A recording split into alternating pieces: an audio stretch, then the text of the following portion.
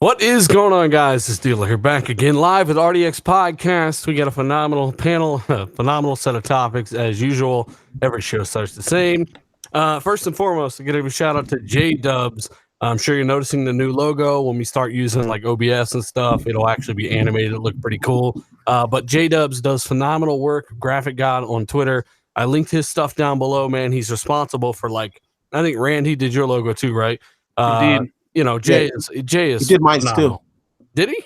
Yeah, he did mine. The only thing that we did is just change the color afterwards, but he did my logo. Okay, yeah. Jay is all over the place like a Spanish hooker. So it is what it is. We got a ton of great stuff to talk about today. Thank you guys for joining us live. Hit that like button if you're here early. Let's get into some intros, and then we're going to get through some patron stuff real quick, and then we'll get into some topics. So Rand, thanks. Oh, and by the way, Fonz couldn't be here. He had a rash or something, and Colt, I don't know, I think he drove off a cliff randomly. So those guys aren't here this week, but we do have a great crew with us. So, Rand, thanks for joining us, bud. We got a ton of great stuff to talk about today.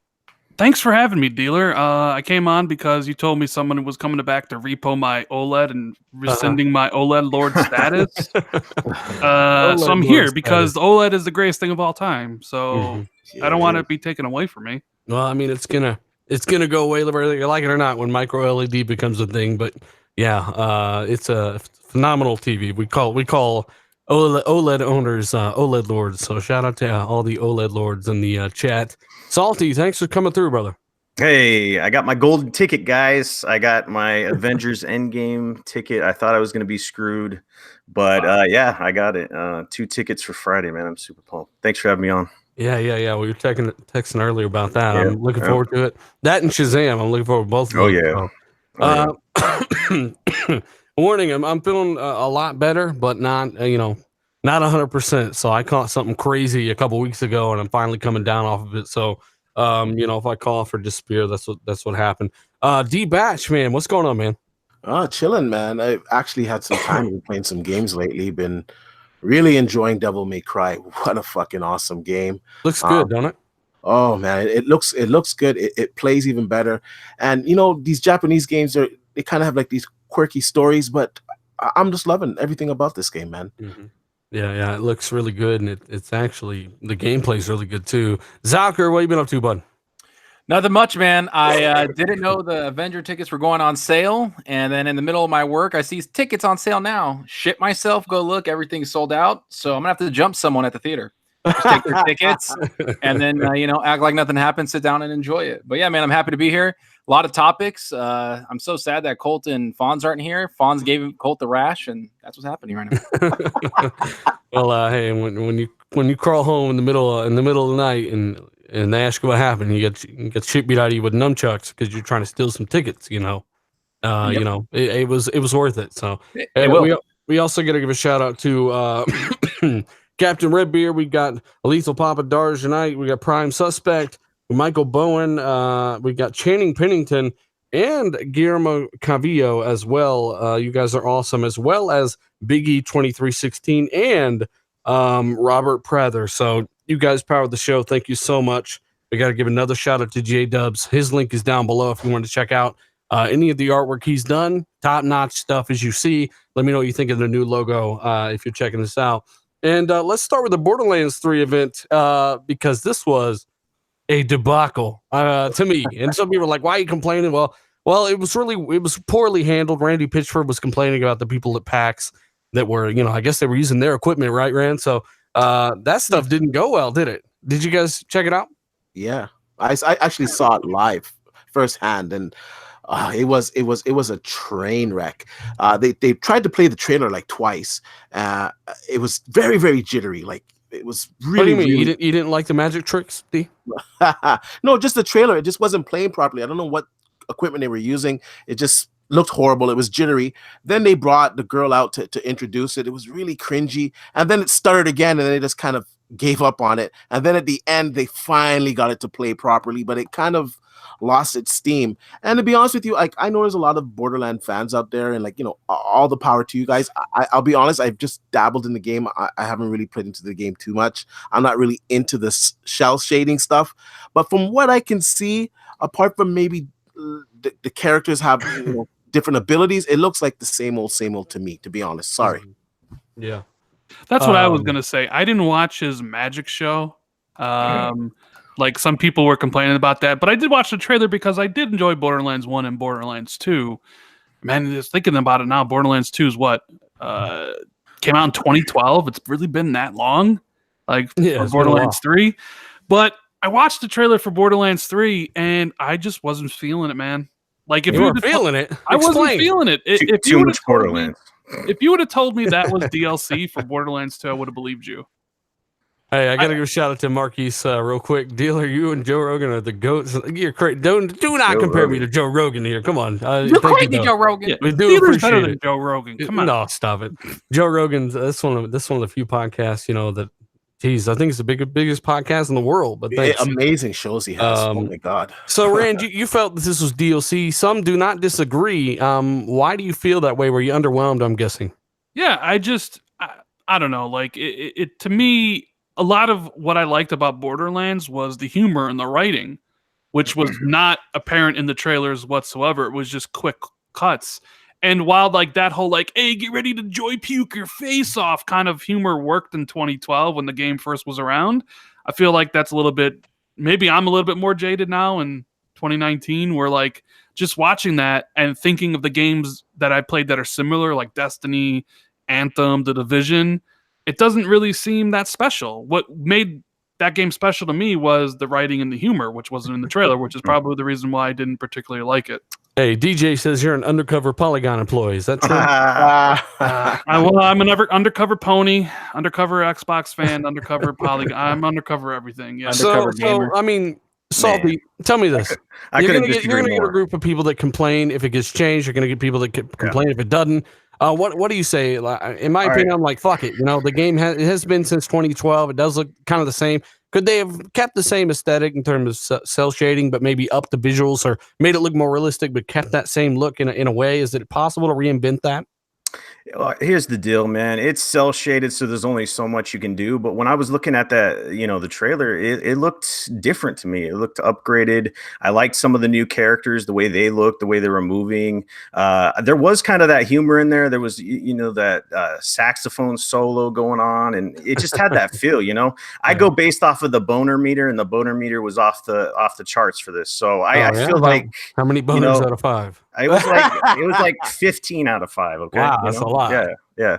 We've been waiting for Borderlands to come out, like the fans of the looter shooter genre, and yeah, it's tough because this game was one of the originators, and it's tough to evolve. It was just a short trailer too, but man, they're talking about billions of guns and all this other shit, man. It just had that feel for me, so I'm super excited. They are procedurally generated, so they can generate an unlimited amount of guns. But I mean, let us know, chat. Do you think that they could have gone maybe the same art direction, but maybe physically based rendering or something to kind of kick it up into 2019, or are you happy with how it is? Real quick, I do know Randy he's the Magic Man. I don't know. He's disappointed that he picked PAX to reveal Borderlands 3. Let's just. What did he say about that? He's just, man. He's like, maybe I'll bring my own equipment next time. It's just I have a friend that's in that industry. He does audio engineering and stuff like that, and sets up these events. And he saw it, and he was just, man, this is a shit show. Pentium 3 there. And yeah. It's it's unfortunate because when people heard that Borderlands was going to be revealed at PAX East or whatever, they're like, what is this? This isn't the normal. And I don't know why they chose that venue for it. Maybe it's just to get the spotlight, but man, I'm sure they regret it a little bit, So. Yeah, they would almost have to, right, Zonker? Yep. Yeah, I mean, that was one big shit show. I mean, I think we were in a party together watching it, and how like stuttery it was, and people on Twitch, because I like watching other people like reactions to stuff. They were just even like, I can't even get it to load, and they were just like, screw it. So they went on YouTube and found the trailer because they uploaded it after they showed the like 1 frame per second one that was stuttering everywhere. So they that's a lot of people did not like that, and I think that shows just the discomfort that people had at PAX East, because they looked like annoyed on the stage, right? They look like irritated. So like, and he's like, we should have just brought our own shit. Like you were just like irritated. Like, I can't believe you didn't. Bring one desktop. Yeah, they have like a little kid, 15 years old, with a laptop trying to play it. I'm trying, Randy. I don't know like what's happening, but that the game looks cool. I think it looks all right. I'm not a big Borderlands like fan.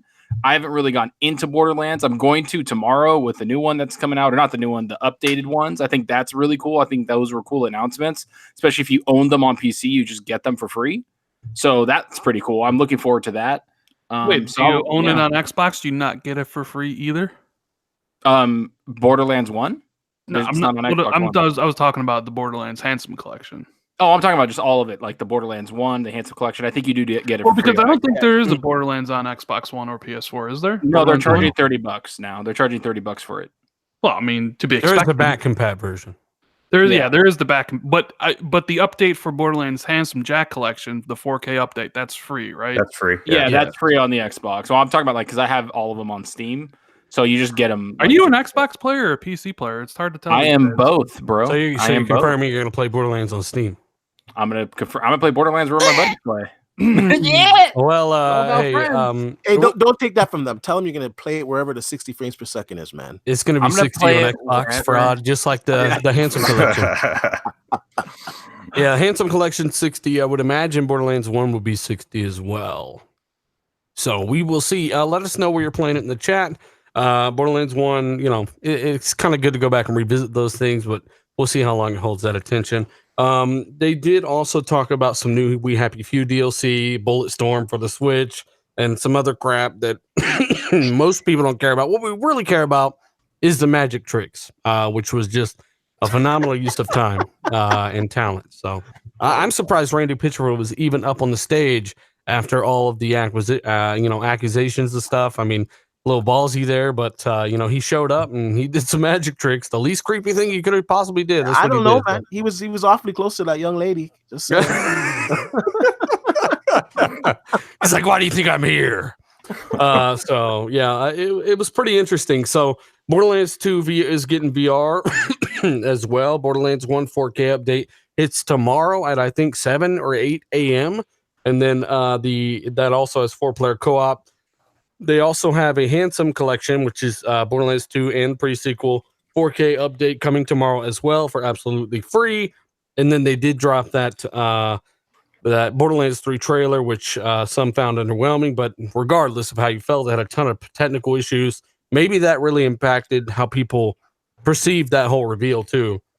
And all of these older versions of the games, including the new remaster of Borderlands 1, they're getting HDR D-batch everywhere but PC. How do you feel about that, pleb?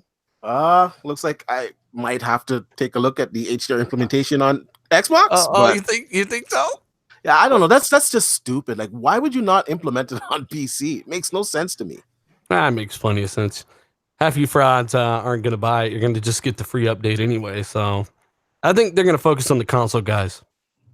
Yeah, that's probably where most of their sales are going to be. So plus, HDR is I think it's definitely more common on console than it is PC. Sure. So yeah, I think they're just putting their money in where their time is or whatever. So, well, the first one's getting a bunch of updates. Like, isn't it like 4-player couch co-op, the mini map, all this stuff? Like, they actually went in there and kind of redid a lot of the code to make that game accessible to 4 people. Yeah, like you've got a little bit of customization instead of just different colors, right? The 4-player co-op. They've also basically the mini map thing, some quality of life things to make that game a little bit more playable. Kind of like they did with Assassin's Creed 3. They did a few things there, but there was a leaked paragraph about Borderlands 3, and they basically leaked to that there's going to be upgrades to the guns as well, if that's accurate. So you'll be able to put scopes and stuff on your guns and all that crap. So I don't want to run Borderlands into the ground. Personally, I'll play it when it gets here, but I'm not hyped right now. Let us know if you are. Dealer? When's it coming? I don't know, Ram. When is it coming? Well, they deleted that tweet that said it would be arriving September 13th. So since they deleted that tweet, they never announced it, right? Well, I mean, technically they did with the tweet and then they deleted it. I mean... was that on April Fool's, though? Not according to Xbox. It wasn't. I think we're supposed to be finding out more info tomorrow. Yeah, we'll find out. Something's going on tomorrow. But yeah, supposedly it's going to be releasing on September 13th with possibly 6-month exclusivity on Epic Store. Yeah, which is another thing that has a lot of these crybaby PC elitist PC gamers crying. These guys championed console exclusives on PS4 and hammered Xbox for not having the exclusives, right? But now all they got to do is download a separate launcher and they're all pissed off and crying like bitches. Like, how do you guys feel about that? At first, I was kind of on your side, and then looking into it more, there's some data mining issues with the like with spyware or something. Yeah, there's some issues with that, and then there's like other little things like if you want to use like the overlay within Steam, you don't have that access to the Epic Store in the Epic Store. The Epic Store just basically got a search button. Like it's not up to snuff, to be honest. Hey, some console UIs and onlines aren't up to snuff, but guess what? That didn't stop people from championing exclusives on them. I think it's a little. PC's just such a different realm, to be honest. I say all these bitches crying because you got to download a launcher after championing God of War and Spider-Man for being exclusive. Shut the fuck up. Right? Exactly. Like, yeah, it's funny how they made fun of like console peasants and our console wars and all this other shit. And now it's like the launcher wars on PC. And you know what I'm saying? Like, come on, guys. Like, this is you push the button 2 times. This in my data cap and you know, it's like, what the fuck? Yeah, I don't get it, man. I like it. It's a launcher, dude. Just play it on there. I don't get it. The only issue I agree with is that data mining issue. That is a little bit of concern. I don't want people out there to have my information. So I can understand some gamers being, weary on that. But you're right. Most of the gamers, that's not their issue. They're just pissed off that they have to do another launcher, which basically takes you like another minute to download. So I mean, there's already Origin, there's already Uplay, there's already Bethesda's new one, there's Steam, now there's the Epic one. There's GOG, there's Battle.net. I mean, this is nothing new. You can launch all your games from Steam. I get it that you want to consolidate your purchases on one platform like a console, but at the end of the day, this is nothing new. Epic just happened to have the funds now with Fortnite, the biggest free-to-play ever, to actually throw some money at developers and ensure that these games don't go under on PC and say, hey, come over here and we'll throw you some money. Yeah, the weird thing about it is people were asking for competition with Steam, right? They didn't want to have this huge monopoly, and the only way you can do that with such a big entity is to be cutthroat like this. I don't see how people think it's going to get done any other way. You got to make these deals to get people on your platform, and once that happens, once you establish a base, like maybe a year, 2 years down the line, you can ease up on these timed exclusives. But until that point, Epic's got to be a little bit cutthroat to pull the audience over there, if that makes sense. Well, I don't know if the people were looking for competition. I mean, maybe in the beginning when Steam first launched, they were kind of like, oh, maybe there's something better out there. Because I know when Steam first launched, it was rough. People fucking hated it.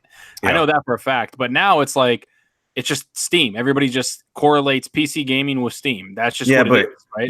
In the business market, when one entity controls, majority stock, they control prices, they control everything. Yeah, so, that's it's not good for consumers. No, that's what happened when Battle.net launched. People hated it. People were like, "Why is WoW on here? Why can't it be somewhere else?" And then Battle.net, that people just started accepting it because hey, they had the games on there, right? Their games, and now they have Call of Duty on there and Destiny and stuff like that. Just people need to get the fuck over it. It's just a launcher, man.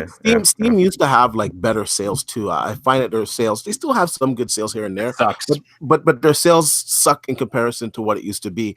And if people are upset that a lot of games are going to the Epic Store, I got bad news for you guys. It's going to happen more and more because these developers, they're making a lot more money having their game on the Epic Store. And at the end of the day, these developers, these companies, they want to make money, and their cut is far less on the Epic Store.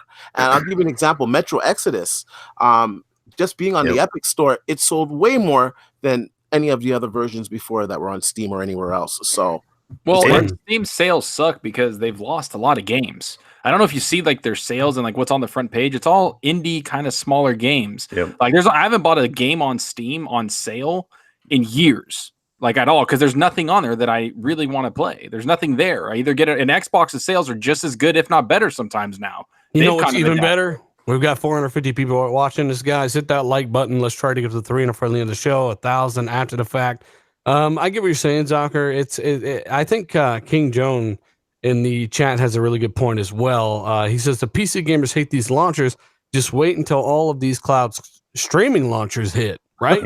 So you're gonna have the xCloud app and Walmart, whatever, fucking all this different stuff. The Google app. I mean, it's going to be crazy, right? But like Salty said, competition's important, and not only for the consumer, but Steam takes 30% of every game sold. And that's competition with the developer. That's how they're luring them over so easily. Hey, we'll only take 8% or 11%, whatever Epic's is now, right? So that's going to force Steam and Valve to kind of move forward. But no one here really gives two shits because we're talking about, not really talking about PC stuff, but at the end of the day, it is kind of good for the consumer and the developer. It's just kind of inconvenient for some of these dudes that championed exclusives and now don't like that idea. Even though they can just download a launcher, they don't like it. So let us know what your thoughts are in the chat below. Rand, you don't really have a thought one way or the other, right? Not really. I don't use the PC, so I don't really know anything about Steam or Epic. I am amused a little bit by the console war coming to PC, how Epic is buying exclusives to get a foothold into it, but I don't really know much about either store to give like an informed opinion either way. Yeah. Hey, how do achievements work on Steam? They're trash. They're trash. They don't really matter. Some people do care about them and they collect them. You can see when you get it, like it'll pop up, just not really like as good as Xbox. I think Xbox is the best by far. Like it comes up, you're like, yeah. But Steam is just like boop boop, and it's gone. You're like, oh, what'd I get? What the fuck? Where'd it go? Well, somewhere, someone somewhere is gonna be like, you're a liar. I'm gonna expose me. I will say though that this will kind of force Steam to reduce their cut for developers. So at the end, it may take some time, but developers will win out because right now Steam takes 30%. Epic takes 12%. So it's like 88-12 split on the Epic store.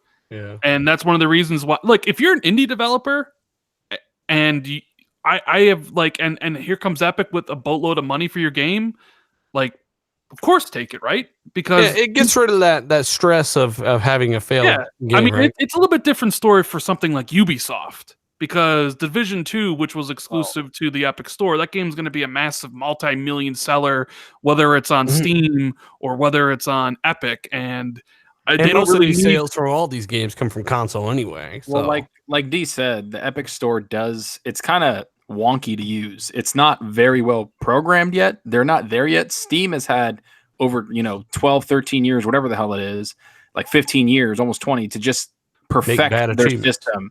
And bad achievements, whatever, but perfect their system and their UI and everything and the way they launch things. And so that's why, and they have a shit ton of money. So I don't think they're going to cut it soon. I really don't. I'm just saying it's not a surprise that indie developers making those kind of semi-high profile games would take the money from Epic, because your game isn't a guaranteed success. I mean, something like Division 2 is, so it's a little bit of surprise Ubisoft's taking the money.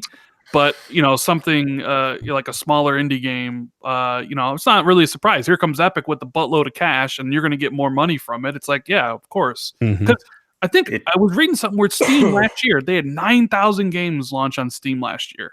9,000. I mean, that's utterly ridiculous. Like, how is your game supposed to break away from the pack and get any sort of you pay them. You pay them for the front page. Not every indie developer has money to pay. Exactly, and that's why people hate it. That's why a lot of developers, they've secretly said that they do not like it. I made a video about this months ago. It was one of my first videos. Said it? No, they are afraid to say it to Steam. They're honestly afraid to say it to Valve because they think that their game's not going to be pushed kind of like in the front pages of the Steam store. And they've said, we've paid them and our game's not at the front of the Steam store. What the fuck is happening? We don't understand the algorithm you use to make games go out there. Yeah. And they favor games, apparently, developers through relationships. It's fucking weird. Yeah. It's always the algorithm. Joker's Disciples is 30%. That's some mafia shit. Lumi says, watching from Africa. Keep it up, man. Thank you so much. We get people from all over the world, Randall. I'm sure you know that. You get a great podcast as well. Yeah. Salty as well. We get all kinds of people listening. You get them truckers too, right? Get them truckers, Roger. Fucking some bitch monkey nuts, whatnot. So, hey, we got to talk about a PS4 update that apparently isn't doing so well. They've updated their policy, their refund policy, and it's not looking the best. So basically, no longer will you get any money back to like your debit card account or your bank account. It all goes to your PSN wallet, right? And this might have been the case for a little bit, but they continue to do this. So you technically cannot get a refund in the way that anybody else knows that getting a refund works. It always goes back to Sony, and you can use that money to buy a different game, for instance, right? That's some mafia stuff right there. Yeah, you have a 14 days to request, but only applies if you have not started the title. And let's say you pre-ordered the game 2 months before it comes out. You got 14 days after you pre-order it, not after it comes out, to actually even try to request a refund in the first place. And a lot of people are getting fed up because Sony, their return policy is trash. They've only shown that they're very interested in only kind of lining their pockets there, whereas Microsoft has Steam, even though Microsoft's kind of gotten harder to, I mean, apparently they got the same rules, right, Rand? The 2 weeks thing or the 2 hours, but from what I can tell, that's kind of, I don't know with Microsoft's anymore. Like, and you mentioned play. That's not necessarily true, dealer, because it's either you start streaming the game or download the game. So it's not even play the game. Oh God! If you haven't downloaded it yet, you can refund it. But if you've started downloading those bits from PlayStation Network servers, you're screwed. Doesn't it automatically download? I don't know. No, it does not. Oh, does like when you buy a game on Xbox, it kind of like automatically starts, I think. Or yeah, but not on PlayStation. You actually have to like choose to have it downloaded. I've never bought digitally there. Fuck them. I'm not doing that. Why do you have to be a lawyer to figure out like what's going on with these policies at PlayStation? You know, hey, you could change your name at your PlayStation ID. Just kidding. You gotta delete all your achievements. Hey, you can get a refund. Just kidding. You can't get real money. And if you it's just like, come on, guys. Like seriously. Yeah, you get Monopoly money back instead, right? Who would want to trade in one of those amazing exclusives, guys? This is a non-factor. As far as Xbox goes, dealer, they did have that policy, which is very much like Steam's, where if you didn't play it within 14 days or you played it less than 2 hours or whatever, you could refund it. And I've used it before. I've actually gotten a self-service refund. That's what it was called. But I'm 90% sure they got rid of it, because they have a new refund policy. Like, you can't call up customer support anymore and get a refund. You have to fill out a form. I've noticed that. Completely changed their whole refund policy. Wow. And it's like, it's super, super, super hard to get a refund. Like, I had a buddy the other day, bought a game on accident, literally filled out the refund 2 minutes later, and they denied him. I'm not sure. I don't think that self-service refund thing exists anymore. The new refund robot don't give a fuck. Yeah, and Microsoft is... I had heard through the grapevine that people were exploiting the refund system on Xbox, and Microsoft basically had to like come in and change it. So, I mean, I got a full refund on Monster Hunter World because I fucking hated the game, and I remember playing it. I think I played a little over 2 hours. And I just told them, like, yo, I regret buying this game. I do not like it. Like, what can we do? And they were like, oh, it's okay. Here you go. And then refunded me. And I was like, cool. Like, that was it. Yeah. Like, it moved on. Like, that, and it was pretty awesome. I mean, because, God, I hate that game. But I bought something else with it. Like, I had the same issue too, but with Forza, I think it was Forza 7 or one of the Forzas. I got it, and I got the VIP package, and then when I found the VIP package was like 3-4 cars, wasn't really a big deal. I felt like I overspent on it, so I called them, and they gave me a refund, and I used the rest of the money just to get the basic game. So they were pretty. I didn't abuse it, but they were pretty lenient before. So that's pretty sad that you can't call in anymore and deal with that. You got to go through all the forms and stuff. That kind of sucks. This just kind of screams anti-consumer and penny pinching to me. I know people get all upset when I say this, but we heard the news about Drive Club and them shutting that down, all that stuff prematurely, skipping E3. Give the people some detail on that Drive Club scenario. It's just what I heard is they were saving money and they didn't want to support the servers anymore and blah blah blah. It just wasn't cost effective for them. Nobody's playing the trash, are they? Yeah. So they shut it down. It's just like, I don't know, man. It just, all these moves, you kind of look at these patterns, patterns set forward, and you look at the net worth of the company and stuff like that. And I've said this, and people get triggered about it. And, money is money. Net worth of a company is what it is. They have other projects to support. When they're doing these things, and I hear certain things, it's just like, man, this is anti-consumer, because basically what you're doing is you're saying, well, if you spend money, it's locked into our infrastructure, so we'll get that money no matter what, right? Because we need that money. It's just like, well, if people don't even do anything with it, give them money back. Stop trying to take their money. Trying to lock their money down. Yeah, it rubs me the wrong way, So. Well, true or false, Salty? I mean, I can go play Forza Motorsport 3 right now. Exactly. And they were talking about licensing issues. That was the issue. I was like, that's complete horse shit. You know what I'm saying? Because the thing is like with the PlayStation Classic, the reason why they try to put bullshit games on there is because they didn't want to pay for the licensing to get it renewed and all this other bullshit. So they put the games that no one wants to play in there. And then what happened? You know, that was a complete clusterfuck. It's just you look at these things and it's just penny pinching, dude. Yeah. It's penny pinching. I would disagree with you. The licensing thing is 100% true.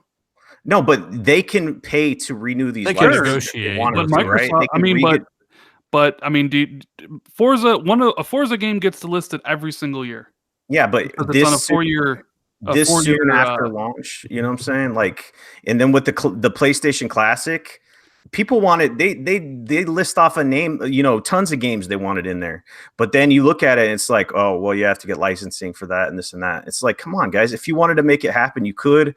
But it comes down to let's do the minimum effort to get the most money, because that's just the way it is. So they're like, well, we're not making enough money, so we'll shut this down. Let's do this refund policy and let's make our money. So I don't know. I mean, I agree with you that Sony shutting down the servers for Drive Club is pathetic and inexcusable for a publisher. Where's that PS Plus version of that game? Is that any good? But I also think like it must be something to do with the auto industry, because every single year a Forza gets delisted. This year, I think Forza Motorsport 6 is on the clock. Last year, it was Forza Horizon 3. The year before was Forza Motorsport 5. It's like a common thing in the... I don't know if it's the video game industry or the automotive industry, but it's like a 4-year contract. Yeah. And they don't renew the licenses. So at some point this year, I think it's going to be Forza Motorsport 6. It'll get delisted, but the servers will still be up for those who want to play it. Yeah, that's the important thing. You've thrown your money down. They're just removing the ability to buy the game anymore. But everyone who's bought the game, the millions of people that bought Forza 6, should be able to go play the game still. Yeah, it's yours. It'll still work. When people talk about, okay, gaming is only about the games, that's a huge part of it. But also customer service is a big part. Services, how you treat your customers, all this other stuff, that all goes into it, because backwards compatibility, you think Microsoft just got all this shit for free? Like if they could just bring all these old games back and give them to you and everything's, you know, they didn't pay any money. No, they had to do that. So I'm kind of curious moving forward, since backwards compatibility, you know, there's some patents out there for the PlayStation 5, how that's actually going to go down. Because, you know, is Sony going to pick and choose what games are going to be backwards compatible, or is it just you know, the games that don't have licensing issues? I don't know, man. It rubs me the wrong way, if you can't tell. I mean, there are still some people that say it'll be backwards compatible, but you'll have to pay for it. You know, some people will say it'll be free on PlayStation 5, but some people will be like, oh, we have a solution for you. You have to pay for it. But there is, I mean, I don't know. We'll have to wait and see for that. But yeah, I mean, you are right. It does cost money, and they are filing these patents, but sometimes these companies file patents and just sit on it and never use it. Yeah, I think if you bought it, it should be able to come forward, especially if it's a PS4 game, right? So like PS2 games, like they'll probably pick and choose, kind of like Xbox did with 360. Well, they would have to. It wouldn't be like a full slate, because, you know, a lot of those companies don't even exist anymore, right? I mean, I remember me and you had this conversation where I was like, what if they sell you a PS5 re-up of God of War? And you're like, well, what'd you say to me? I would burn them to the ground in a video rand. I'm like, oh, okay. I would burn Sony to the ground. Burn them to the ground. That's strong words coming from Randolph Thor. That's what you said. The man with a million arsons. Yes. I got an RDX question here from Dave Incubus. He says, do you think the Xbox Lockhart will get rid or forego the disc player? Being that it is a low-end system, the point of it is to try to get it as cheap as possible. Randall, do you think that it won't have a disc drive? I think it will. Come on, Randall. I think it will. I don't think their test for the, you know, sad edition of Xbox. I don't think that'll go very well. And I don't think so. I don't think. What do you think that's going to come in at? $199. Really? 200, huh? Yeah, that's a decent price. I mean, I don't know. 150 is a magic spot for an S with no disk drive, right, D-Bat? But the disk drive doesn't cost that much. You know, I know that. it doesn't, but that's kind of the problem with keeping the box exactly the same as the S now, but with no disk drive, is they don't reduce the amount of plastic and motherboard they're using or any of that stuff. They kind of just, I mean, maybe it is a redesign. It's just the shell's the same with no disk drive. Like, I don't know. Usually they make these things smaller to make it cheaper, and if they're only taking out the disk drive and it looks the same, it's not going to be that much different in terms of cost. I think the drive is like maybe $20 or something, $25 or something. It cost them, and for them, yes, for them. And I from the pictures I've seen, it looks like it's the exact same size. And like I've taken apart Xbox One S's, so it's like you can basically just take off the hard drive right from the board. So they could just basically take off the hard drive. The disk drive from the board, and have the new shell at the front where it's sealed off, and that's it. Call it a day. So I think they should leave it unsealed, and we could just stick things in there. But the $199 price point, I think Rand's probably right. I think they probably will price it at $199. I think it should be $179.99, and then on Black Friday you could drop that down to $150 and sell a shitload of them. But let's see. Salty. We got a super chat here from David Robinson. Thank you so much, David sir. Robinson. He says, why after the Sony hack, some still love Sony? Why do you think that is? I don't know. They don't appreciate securing their identity. I don't know. No, the thing is I've heard a lot of people that are on PlayStation still, they don't put their credit card information on there. So that's a way to combat it. I don't. I wouldn't do it. I don't have PlayStation, so I don't know. But yeah. Who knows? Because maybe they already got hacked. They're like, screw it, it already happened. It's 70 million people. 70 million people were compromised. 77 million. So they signed up twice. Hey, Beaner says, love the show. PAX is awesome. CTR, MK11, and Samurai Showdown were legit. Tunic, a ton of great games. There's a bunch of cool stuff coming out, man. It's really unfortunate with the Borderlands reveal, but there is like you said, like MK11 is going to be huge and stuff. So we agree, Beaner. It's pretty interesting stuff coming up. A lot of games the front half of this year as well. But thanks for the question, David. Dave Incubus. I swear to God, I should feel a little better next week. I wanted to put out. I'm gonna get into questions about this AC3 remaster. And I'm going to keep it short and sweet because, we got shit to talk about. But he loves it. Assassin's Creed 3 Remaster.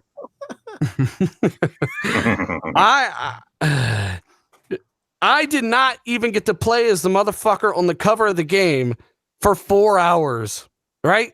If you played AC3, you know it's an extremely slow game at the beginning. And then you finally get to play as Connor, and, he's got one of the coolest Assassin's outfits there are, and I like him. The voice actor is a little green behind the ears, you can tell, but it really kind of gets better. Like today, I was playing as Connor, like murking people, and I was like, all right, I can actually do this. And the mission designs were rigid and it's dated, and it doesn't look that great. It probably doesn't even look as good as a launch Xbox One title, even the remaster, and that's with HDR. And for some reason, it's washed out, even on OLED. But, the game, don't spend $40 on it unless Assassin's Creed 3, and there are people out there, unless it's like your favorite one or you really, really loved it back in 2011. But honestly, so far, 6 hours in, I haven't been this bored playing a game since the last time I played this game in 2011. But like I said, things finally opened up. I'm finally playing as Connor, and it is what it is. So I just figured I'd give my opinion on it. I'm thinking about doing like some mini reviews or thoughts on games on Patreon. I can upload that stuff and kind of have it there where I don't have to release a video about it. But I might do that. I don't know, give some more detail on it. But that's kind of the quick thoughts on AC3. I'm assuming no one else here has really played it. I didn't see anybody in my friends list play it, but I saw it though. Like they upgraded the shadows. It's like 1800p apparently, according to BG Tech. On the X, and it's like, okay, so you run it the same as Odyssey, but Odyssey looks a million times better. They don't really try on these remasters, D. No, I'll be honest with you. You know what? You can put lipstick on a pig, it's still a fucking pig, man. At the end of the day, it looks dated. It looks dated. We're far beyond that, right? Yeah, and I remember playing the original, and honestly, tell you, after like 2 hours, I was done with that game. I never went back to it because like it's slow. So you didn't even get to play as Connor. No, man, it is an extremely slow beginning to the game where you're literally walking slowly, talking to somebody, and or following a ring so you can eavesdrop. It really antiquated game design, but you know, I'm trying to get through it. I think I get 150 gamer score right now in it. I'm working through it. I'm in sequence 6 or 7 now. And finally, the game's starting to kind of let me go and fucking leave me alone with these stupid fucking tutorials and all this dumb shit. You know, it was a really ambitious game, but it felt like it was developed by fucking Cyborg. It's weird. Like, I don't know if anybody else gets what I'm saying here. Am I the only one with the soul right now? Like, what's going on? I think you like it more than Odyssey. That's what I'm getting from this.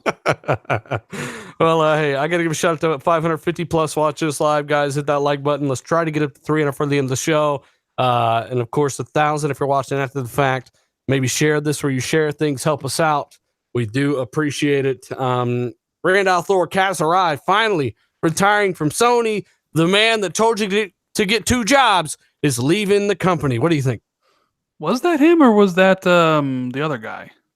Well, if you can't tell me which one it was, doesn't matter. I'm not sure the guy's name. It was. I think it was Harai Kaz, right? No, it was the original PlayStation. I don't know the guy's name. The guy they fired after the PS3 debacle. Kaz has been around forever. Like, what do you think on his departure? It's an end of an era for Sony, man. The guy's been there through thick and thin. I honestly think it's an end of an era for him. For Sony. Like, in what way is that negative or positive? What do you think? Give me some charisma, Rand. I don't really know much about.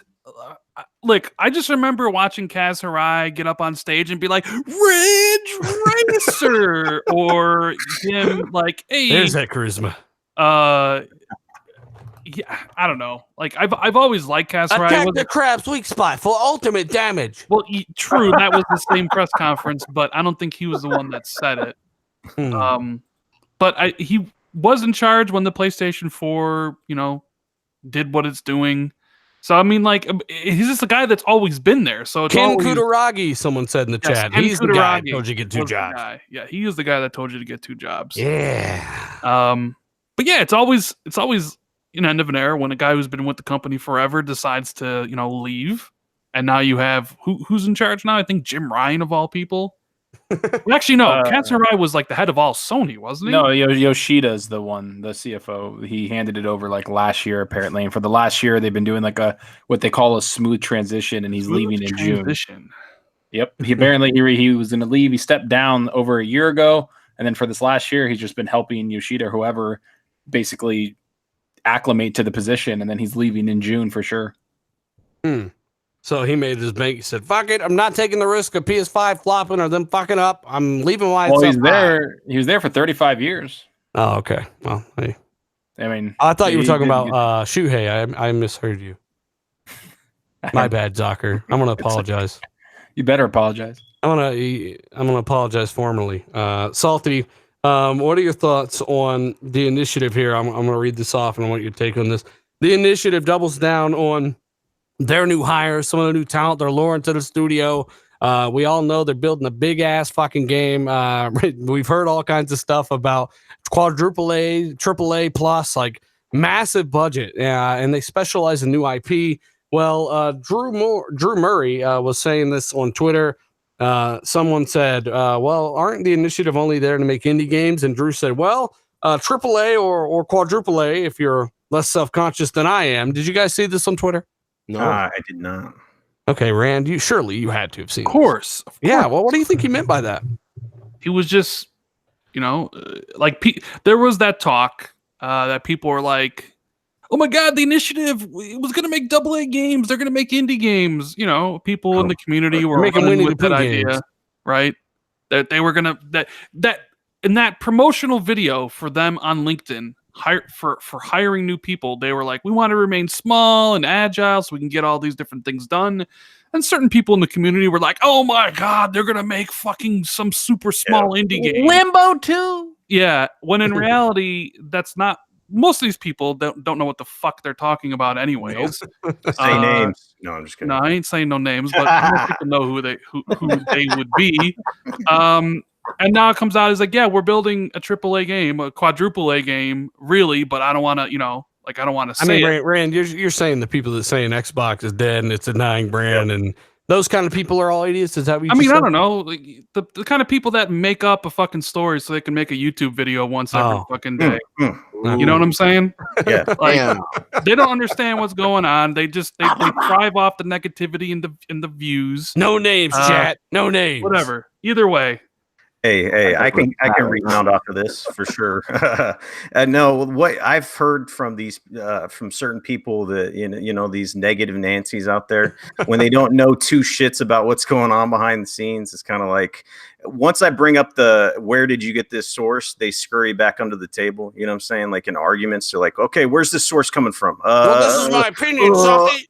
Yeah, I'm like, wow, the internet. I mean, I could write an article right now, and you could quote it, and it spreads like herpes all over the internet. And then you ask people for a defined source and a reliable source, and they couldn't pull one out of the ass if they had to. You know what I'm saying? So it's just a funny place that we live here in the internet world, the wild, wild west. So just kind of look up your information for once. I mean, people on social media, it's crazy.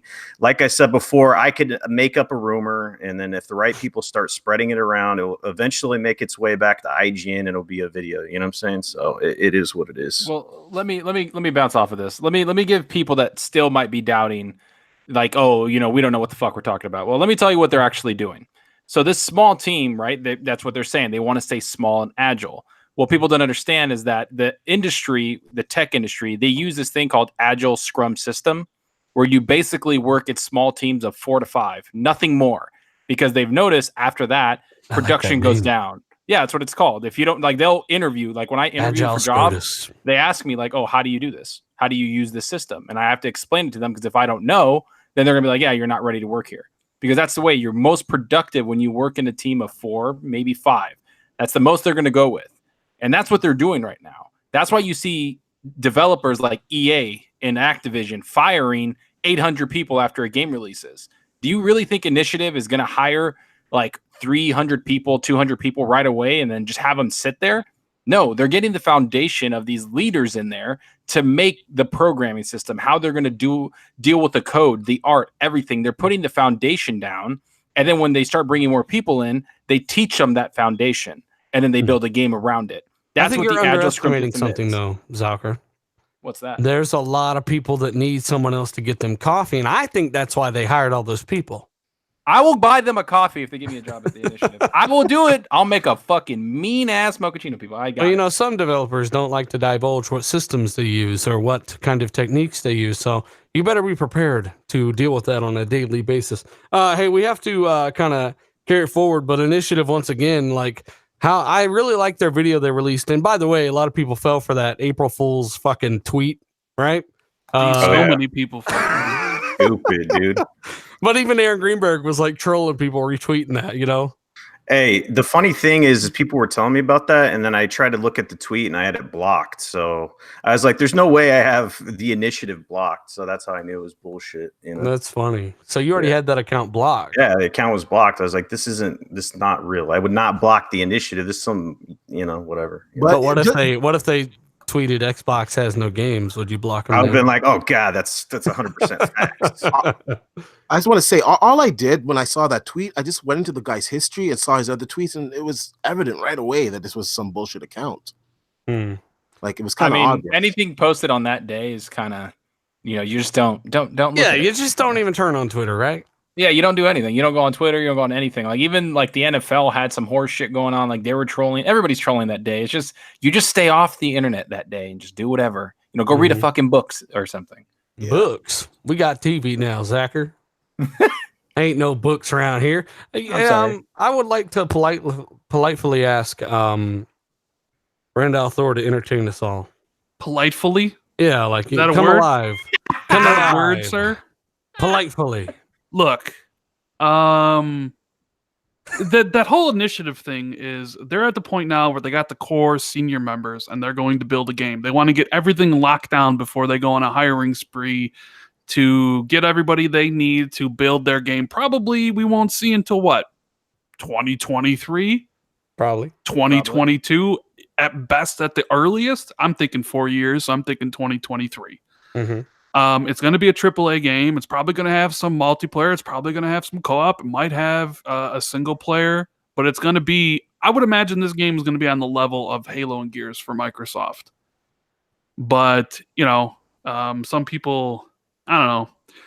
I get disappointed sometimes by the lack of analytical thought and logic and reasoning by certain people in this community sometimes. Drop those It names. pains me. It pains me, dealer. We want Sometimes. names. We want names. The names. It pains me sometimes. Oh man. You can't handle the names. So I mean, Rand, I think though we can all agree though that it's great to see them working on some high profile stuff though, right? Yes, because this is all I've ever wanted from Microsoft. Build up a first party instead of relying on mercenary developers to make your IPs for you. Maybe that worked well for them in the 360 era with Gears of War and Mass Effect 1 before EA kind of stepped in and bought the franchise and the developer. But it didn't work out so well this gen. You had stuff like Crackdown, like the story about what really went behind Crackdown. That wouldn't have happened if you actually owned the studios that were making the game. You know, the things like Sunset Overdrive. I mean, great game. You didn't get a sequel because either you didn't want to fund it, or you didn't own the studio. Crytek because you didn't own the IP. So many different games. Just Quantum Break, Alan Wake. It's just like, you know what? You just need to invest the money, build up a portfolio of great studios, and kind of just have that in the back of your mind. Like, we're not going to have people screw us. Scalebound, another prime example. But haven't they done that? What you're saying? They're doing it now, but They finally learned after how many years? they're doing it now because I mean, know, they did it like well over about 2 years ago is when they started doing. Well, all they this started they started it like a year and a half ago, and it's great. Yeah, I'm better late than never. But there's a part of me that thinks the only reason they're doing this is because of Google and Amazon and all these gigantic tech companies getting in. And then Microsoft's like, either we need. That's not true though, because Terry Myerson got kicked in the ball sack and then he disappeared. Right, but Microsoft couldn't go in the next generation and beyond with what they had. So it was either invest heavily in content and gaming or get the fuck out of the way. And I'm happy they chose. It's got to do with Google and Amazon. I think a smart CEO got in there. They got rid of a turd, Terry Myerson, and they realized like, hey, we can make money. We made $10 billion, annually with no software almost in terms of first party, which is where they really make a ton of money. There's a lot of potential there. I don't think it's just because of Google. They might have released their xCloud video because of Google, though, right? They realized the potential that was coming in the horizon, and it was either invest heavily in more money than you've ever invested in the brand because of the potential fruits that you might see in 5-6 years because you have Azure Cloud, or don't invest and just fall to the wayside and just disappear. Obviously, Microsoft chose to invest heavily, and I'm happy for it. But I honestly think they was at that crossroads. It's either invest a shit ton of money and go at this 100%, or Xbox dies. Essentially, Xbox dies. I'm fully convinced that was sluts on suicide watch. I don't think it was that crazy. I think they saw that gaming is extremely profitable, and they realized that, hey, we had been this is nothing new for Microsoft. We all know they had no studios hardly in the 360 era as well, right?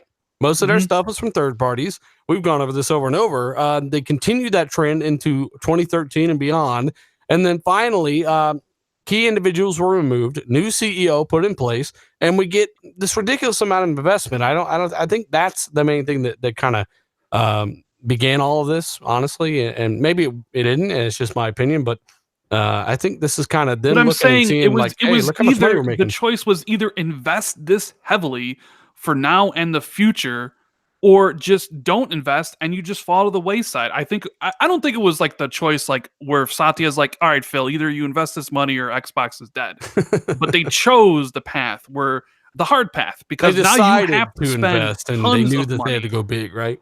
Yeah. There's my buddy ZX in chat, and he says Rand's exactly right. You damn right. He knows I'm right. I know I'm right. I know I'm all right. You're both frauds. Shout out to ZX in the chat. Hey, we got to give a shout out to almost 600 people watching this live, guys. Hit that like button. Let's try to hit the 300 for the end of the show. We're not too far off. I think we can hit it. So a little thumbs up button below the title. If you're watching after the fact, hit that like button. Let's get up to 1,000. That really helps as well. So, hey, whether or not they did it for whatever reasons, what we do know is they've over doubled their studio potential since E3 2018. At least that's when they've confirmed and announced all of this. Money's been going into the brand. They've been the most profitable they've ever been. Recently, they've just had their most profitable year ever with no fucking software. So you can only imagine how it's going to be when they get these games rolling. We know that Ninja Theory's game is really in full production. Like they're going to show that this year. We know they've got something going on with Fable. We know Gears 5 is going to be hot this year. We know they've got Halo going. Crackdown was what it was. Now it's on to a new chapter with first-party developed stuff. Zonker, what are you looking forward to the most come 2020 and beyond? I'm not too sure. Actually, I'm looking forward to Halo. I want to see what they do with Halo. I want to see exactly. I just want to see because I kind of miss Halo. Actually, I mean, we've only had think about it one Halo this entire generation, which is Halo 5, and a lot of people were like, "I love the multiplayer, hate the single player," but I enjoyed both aspects of it. I just really want to see what it's going to be. I want to play that game on Legendary with a bunch of my friends and just have a good time playing it. But the game I'm looking forward to the most is always going to be Gears of War. And a new IP. I want to see something different. I want to see something that I like. I'm like, I did not expect that. Like a game that you don't even know you want, and then you see it, and you're like, I fucking want that. That kind of shit. I want to see something like that. And I think, like we were talking, the initiative is the only one that's going to be bringing that. Lisa, who are you talking to in the chat? Maybe I'm missing who you're talking to. This is going hard. It's not just going to be the initiative, Zalker. I would imagine. Well, I'm talking about Ninja Theory is going to have a new IP. I would imagine Compulsion's going to have a new IP. I would imagine Obsidian's is going to have a new IP. Well, I'm not talking about like just new IPs. I want something that's going to, like. Well, you just said you won't know until you see it. So what if Obsidian knocks out a new IP that you like? I'm just saying the initiative is like the biggest one that we know, right? They're making like the AAA, quadruple A game. Oh, and fucking Gears Tactics. I cannot wait for Gears Tactics. There you go. That's why like probably number 2 right below Gears or Halo, whatever. Someone just said MBG said Gears and Halo are dead. I'm gonna have to see that for myself because I'm hoping nobody's dumb enough to say that. I can't believe Halo. I'm scared. Halo is going to be massive with Infinite. The fact they've taken this long to develop it, they've shown nothing but good signs by saying that we're not going to release it until it's done. And Gears 5 probably has its biggest budget ever with its biggest team ever with the most time that it's ever had in terms of with the new team.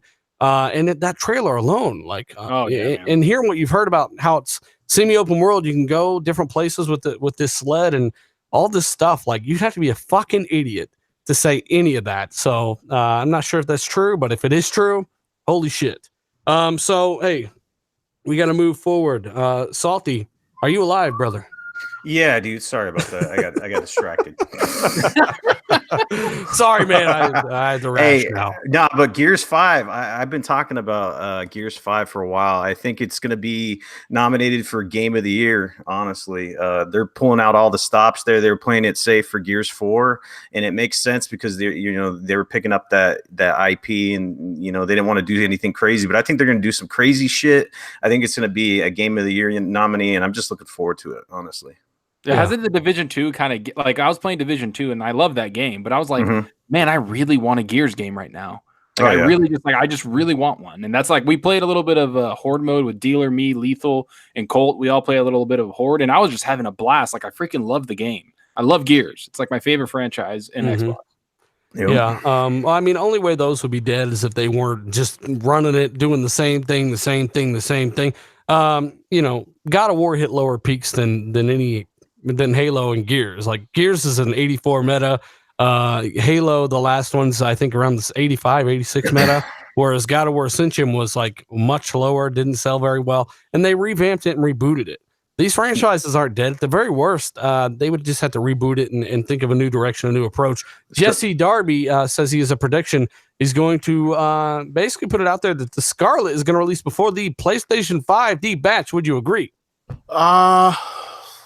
I don't know, man. You're the best of us. Stop saying you don't know. With Scarlett's the most talented. I think they'll get something time, to be honest with you. I think we're gonna see them in the fall of November. I think they're gonna come out around the same time. If you want to give the insider answer, you go, man, I can't comment on this, but it could or it could not. I don't know. Like, well, thank you. Wink, wink. You don't have to say that out loud. I mean, I like it better when you really wink at me. I've heard some things, but we'll just see how everything transpires. Yeah, we'll see how it turns out. I don't know. Well, D, that's your new catchline. I don't know, batch. I'm just gonna put that out there, D, batch. Also, hey, some quick fire topics here. Mortal Kombat 11 confirmed to be running at 1800p on the X and 1440p on the Pro. And I'll point out the Mortal Kombat 11 is a DX11 game. Yes, DirectX 11, and it looks that good. Just shows how much potential that engine had that consoles could still never realize up until now with the X and the Pro. But yeah, it's running at a higher resolution than Injustice did on the X. Yeah. Hey, go ahead. Yeah, I played it over the beta period. I gotta say though, it was a little confusing for a lot of people that pre-ordered the game. They didn't know how to get the beta. They thought they were going to get a code, and you actually had to go into the Microsoft Store and search up Mortal Kombat 11 beta in order to download it. If you pre-order it, then you could download it. So a lot of people actually missed out on it. I played it over the weekend. I threw up a video. I don't know, threw up like a half-hour video, and I gotta say the performance was excellent. Yeah, it was 1800p. I can confirm that. But it was silky smooth at 60 frames per second. It looked fantastic. The online worked well, to be honest with you. I didn't have any type of hiccups. A few people obviously, they quit, they rage quit, but I still got the win. But everything ran seamlessly, and there was a lot of things still locked in the beta, but you could see the options that were there. So there's a lot of stuff to dig in there for customization, for learning your combos, for learning fatalities. Of course, you got the towers, you got the story mode. So it's looking excellent. I'm gonna pick it up. My only conflict right now is, do I pick it up for PC or do I pick it up for Xbox? And I'm kind of leaning towards Xbox because the 1800p looks fantastic. Most of my friends are going to be playing it on Xbox. However, I do want to see it in like true 4K on the PC with all the bells and whistles. So I don't know, when it all boils down to it, I might just actually double dip unless Rand can get me some keys. What do you need? Rand's like, I wasn't even at my computer. Hey, Jay in the chat says nobody cares about Gears and just keep rebooting Gears. And did anybody say just keep rebooting Gears and Halo? No, we said worst case scenario, you might have to do a hard reboot. So don't be one of the worst case scenarios here in this community and not actually listen and try to quote somebody when you didn't even quote them right, but it's not that fucking hard. So Salty, what were you gonna say? Yeah, let me comment on this whole Mortal Kombat thing, because there's certain people out there that's like, oh my god, another Mortal Kombat. There's too much Mortal Kombat in this. It's the same shit. I mean, too much combat, Mortal Kombat. Too much combat that's mortal. Here's the deal, guys. It's going to have similar characters. That's what fighters do, but they improve the graphics. Because certain people are like, man, they just came out with Mortal Kombat X. Nah, that was 2015, fam. You know what I'm saying? Yeah. That was a while ago. And if you look at Mortal Kombat X, it does not look that good anymore compared to this game. One of the things that I think they could have done to take it up another notch is get out special controllers that spray blood on your face maybe when you get hit. You know what I'm saying? Have some guts, Yeah. Yeah. So. Are people actually complaining about graphics on this game though? No, they're complaining be. the same old shit, right? Same characters. It's like, how did it change? It's like, you guys, come on, man. I can understand the complaining though if there's not enough characters. Like, let's say they only launch with so and so amount, and they've had more than that in the last several. Yeah, that could be annoying. But I don't know how many characters. Is there a story attached to a lot of new characters though in the game? I don't understand. There is a story. It looks pretty cool. The thing is, it's going to be tough going from Super Smash Brothers that has like 60 characters to go into Mortal Kombat, which has like 20, I think, or it's not a lot. So I could see where they're coming from in that respect. But it's like, come on, guys, this is Mortal Kombat. It's going to be Mortal Kombat. You can't really, it is what it is. I fucking love Smash Brothers, man. Mm-hmm. The only reason why I want to get a Switch. NetherRealm is king of making those story fighters. Yeah, like, Injustice 2 was great. Like, yeah, it's like a cinematic story that rivals a lot of like regular games, and it's just for a fighter. I can't wait for Mortal Kombat 11. Shout out to G-Man 1172. Sorry, man, had to do that. Yeah, you know I had to do that. Mortal Kombat's my favorite fighter. I remember like riding up to the arcade to play Mortal Kombat 2 and Ultimate Mortal Kombat 3 back when I was a kid, stealing money from my dad who had all of his like quarters in a milk jug. You know, he'd leave to go take one of my brothers or my brother, two of my sisters to like a basketball game or a volleyball game, and I would go in there and grab like a handful of quarters and hop on my bike and ride the mile up to the bowling alley where they had the machine. God sit damn, there man, and play. You just robbed Sounds like a movie. Blind. Yeah, and ride back home. Oh my god, Mortal Kombat was my life back then. Love that game. And these are the guys that are doing the story. These are the guys that did Injustice. You're saying? Yeah, same team. Okay, cool. That's what they do. They had a great foundation, though. They had Tom Taylor's Injustice comic book that I read that was amazing for Injustice. So that's what I'm saying. Like, are they good when they don't have that like comic book? Good. Yes. It's another realm. They've always been pretty much good. Yeah. Okay. Cool. I mean, they do it on a 2-year cycle. 2013 was Injustice 1. 2015 was Mortal Kombat 10. 2017 was Injustice 2. 2019 is Mortal Kombat 11. 2021 will be Injustice 3. It's all day so digital. so on. What's going on, bud? So you motherfuckers done talking about Mortal Kombat yet? Yep. Okay. Yeah, I guess. I wanted to talk about this whole and don't get me wrong, we do got some really cool topics coming up, but we do have to stop real quick and talk about this article.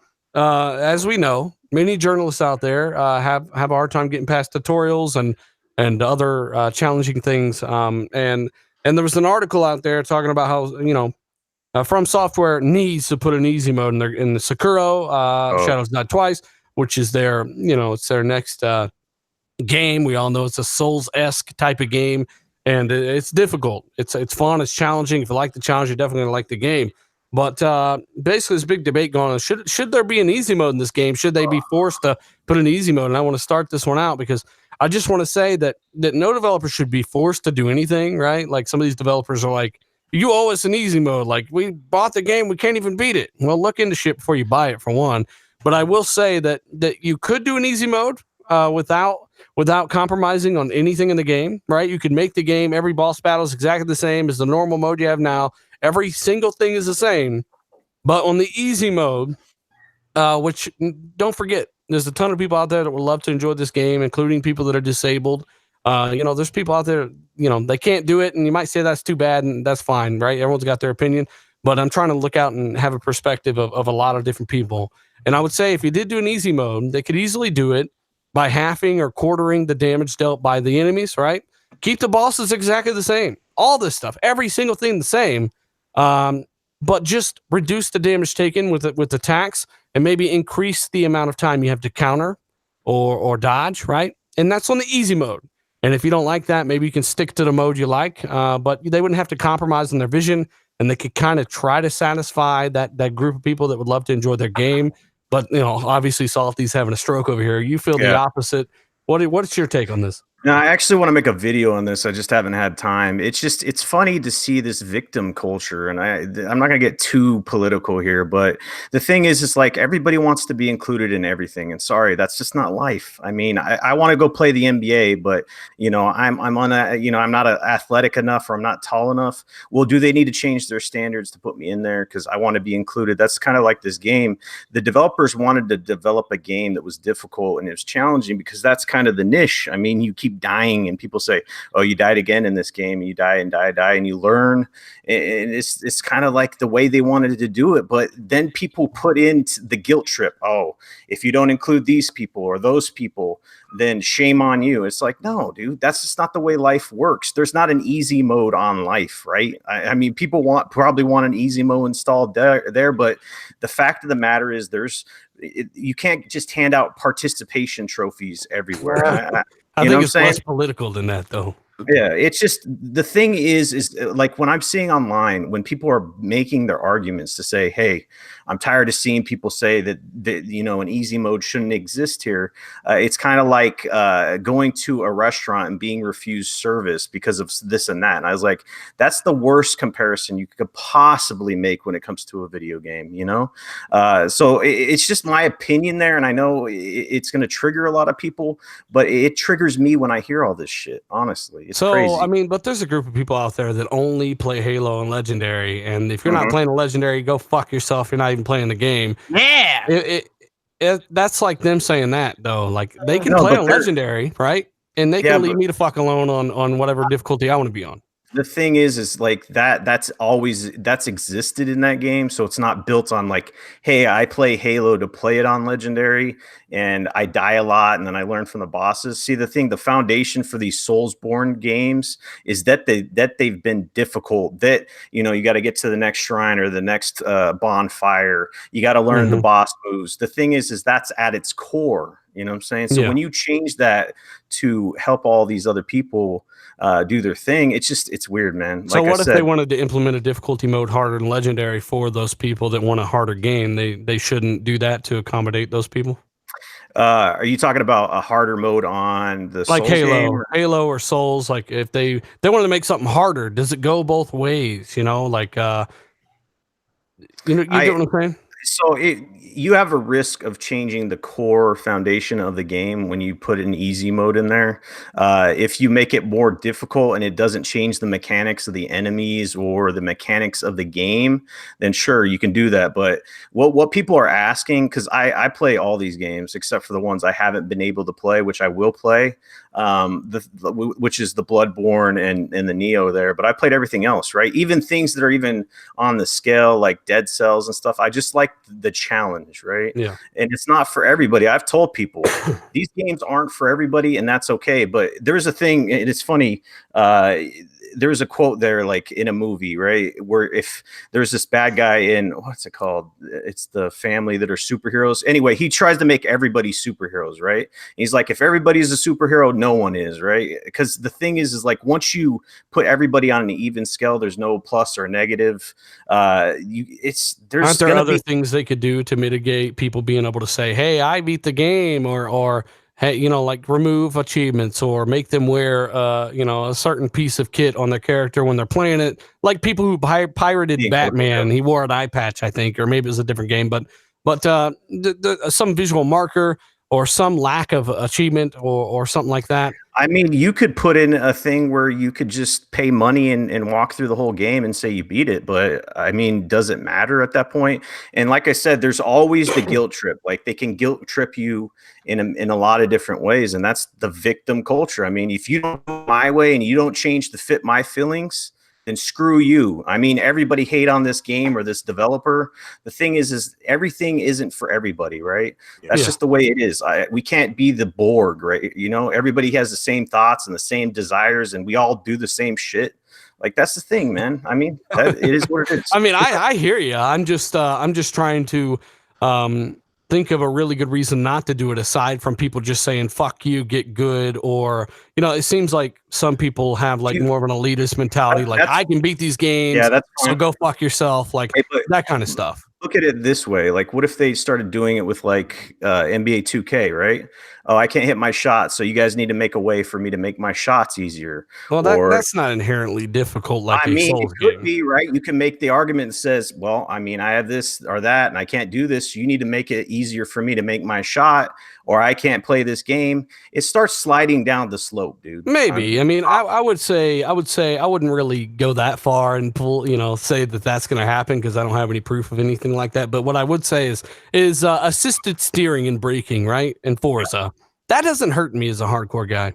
I'm faster in Forza Motorsport 7 than most people in this community combined, in terms of like people who play Forza on YouTube, right? I'm really, really good at this game. And if you want to run ABS or stability management, that doesn't affect me at all. I'm still going to fucking kill you. Like, it doesn't matter to me.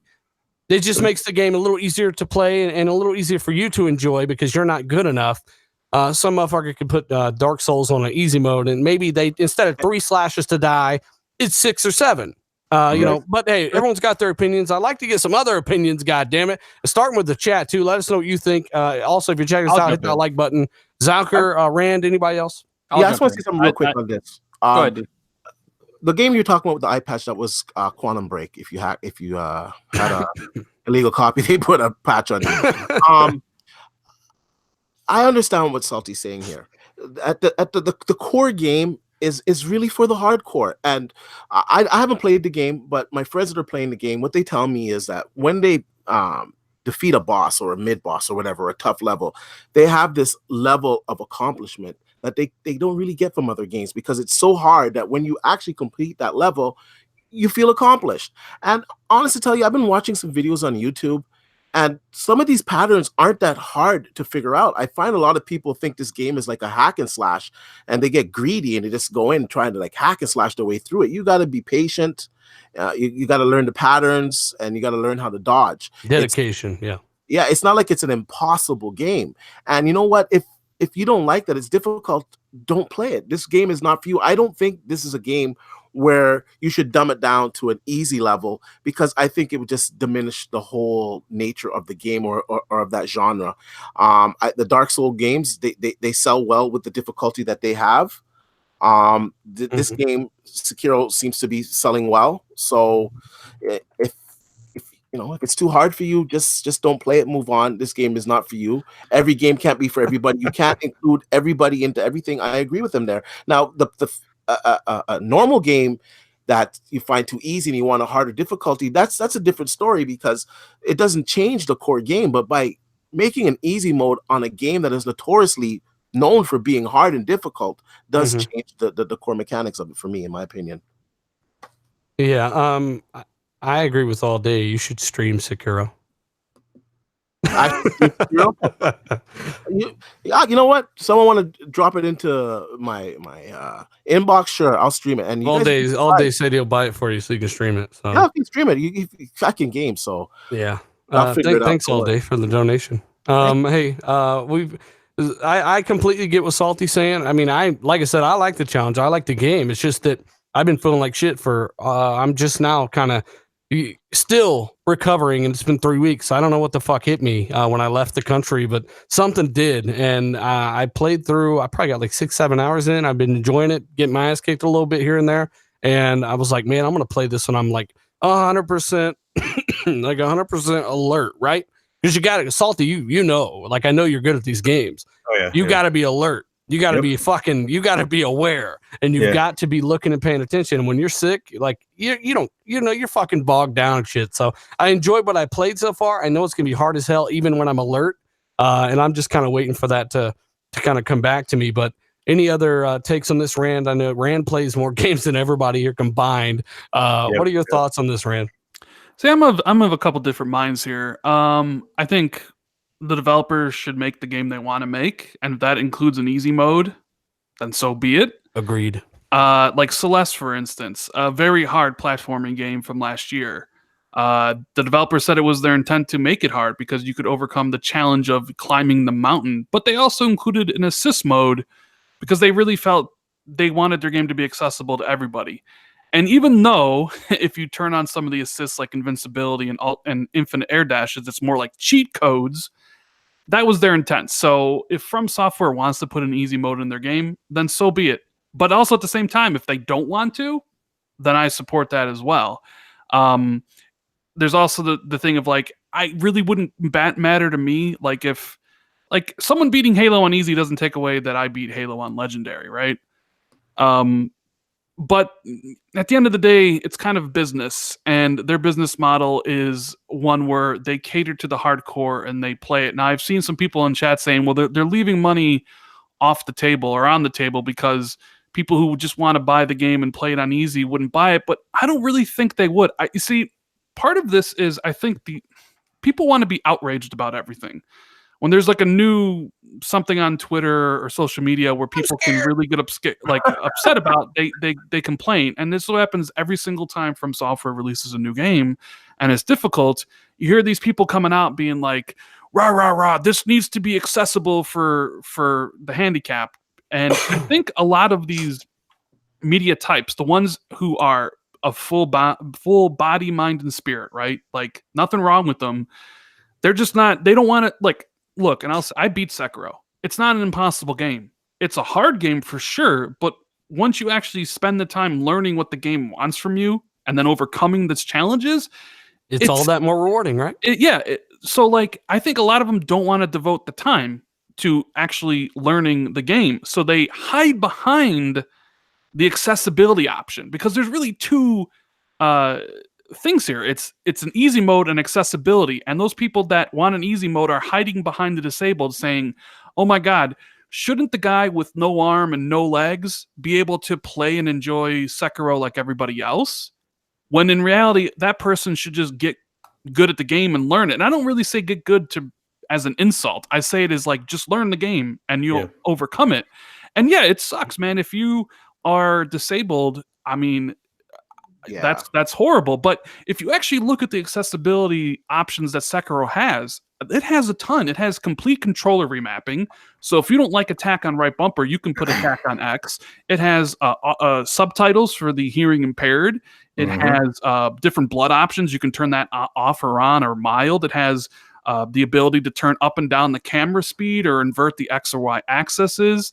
It has different HUD, like has a start button. I mean, it has so many different accessibility options, and most people don't consider that stuff accessibility, but it really is. Yeah. Yo, just to I don't know, put a focal point on my argument. There's a girl that beat Dark Souls 3, the last boss, with a Dance Dance Revolution pad with her feet. All right, so if you really want to beat this game, you can. I'm just saying. Just no life it and do what that bitch did. Hey, I gotta give a shout out to Robert Cummings, man. 550. Okay, thanks, man. We also gotta give a shout out to. I agree with Rand. Zaka agrees with Rand. Yeah, I was going to go into it, but go ahead. Do your shout outs. Well, no, so, I mean, like, I just wanted to mention that it's a business, right? And I think they would know if we include an easy mode, we might sell more copies of the game, but I'm not sure those people would buy it. And honestly, if they included an easy mode, they might anger their hardcore who would stop buying the games. And then From Software might be, they won't sell as many copies. So maybe they would have to shut down. It's not just easy of like, well, so-and-so's complaining on Twitter or YouTube that I want to be able to experience Sekiro.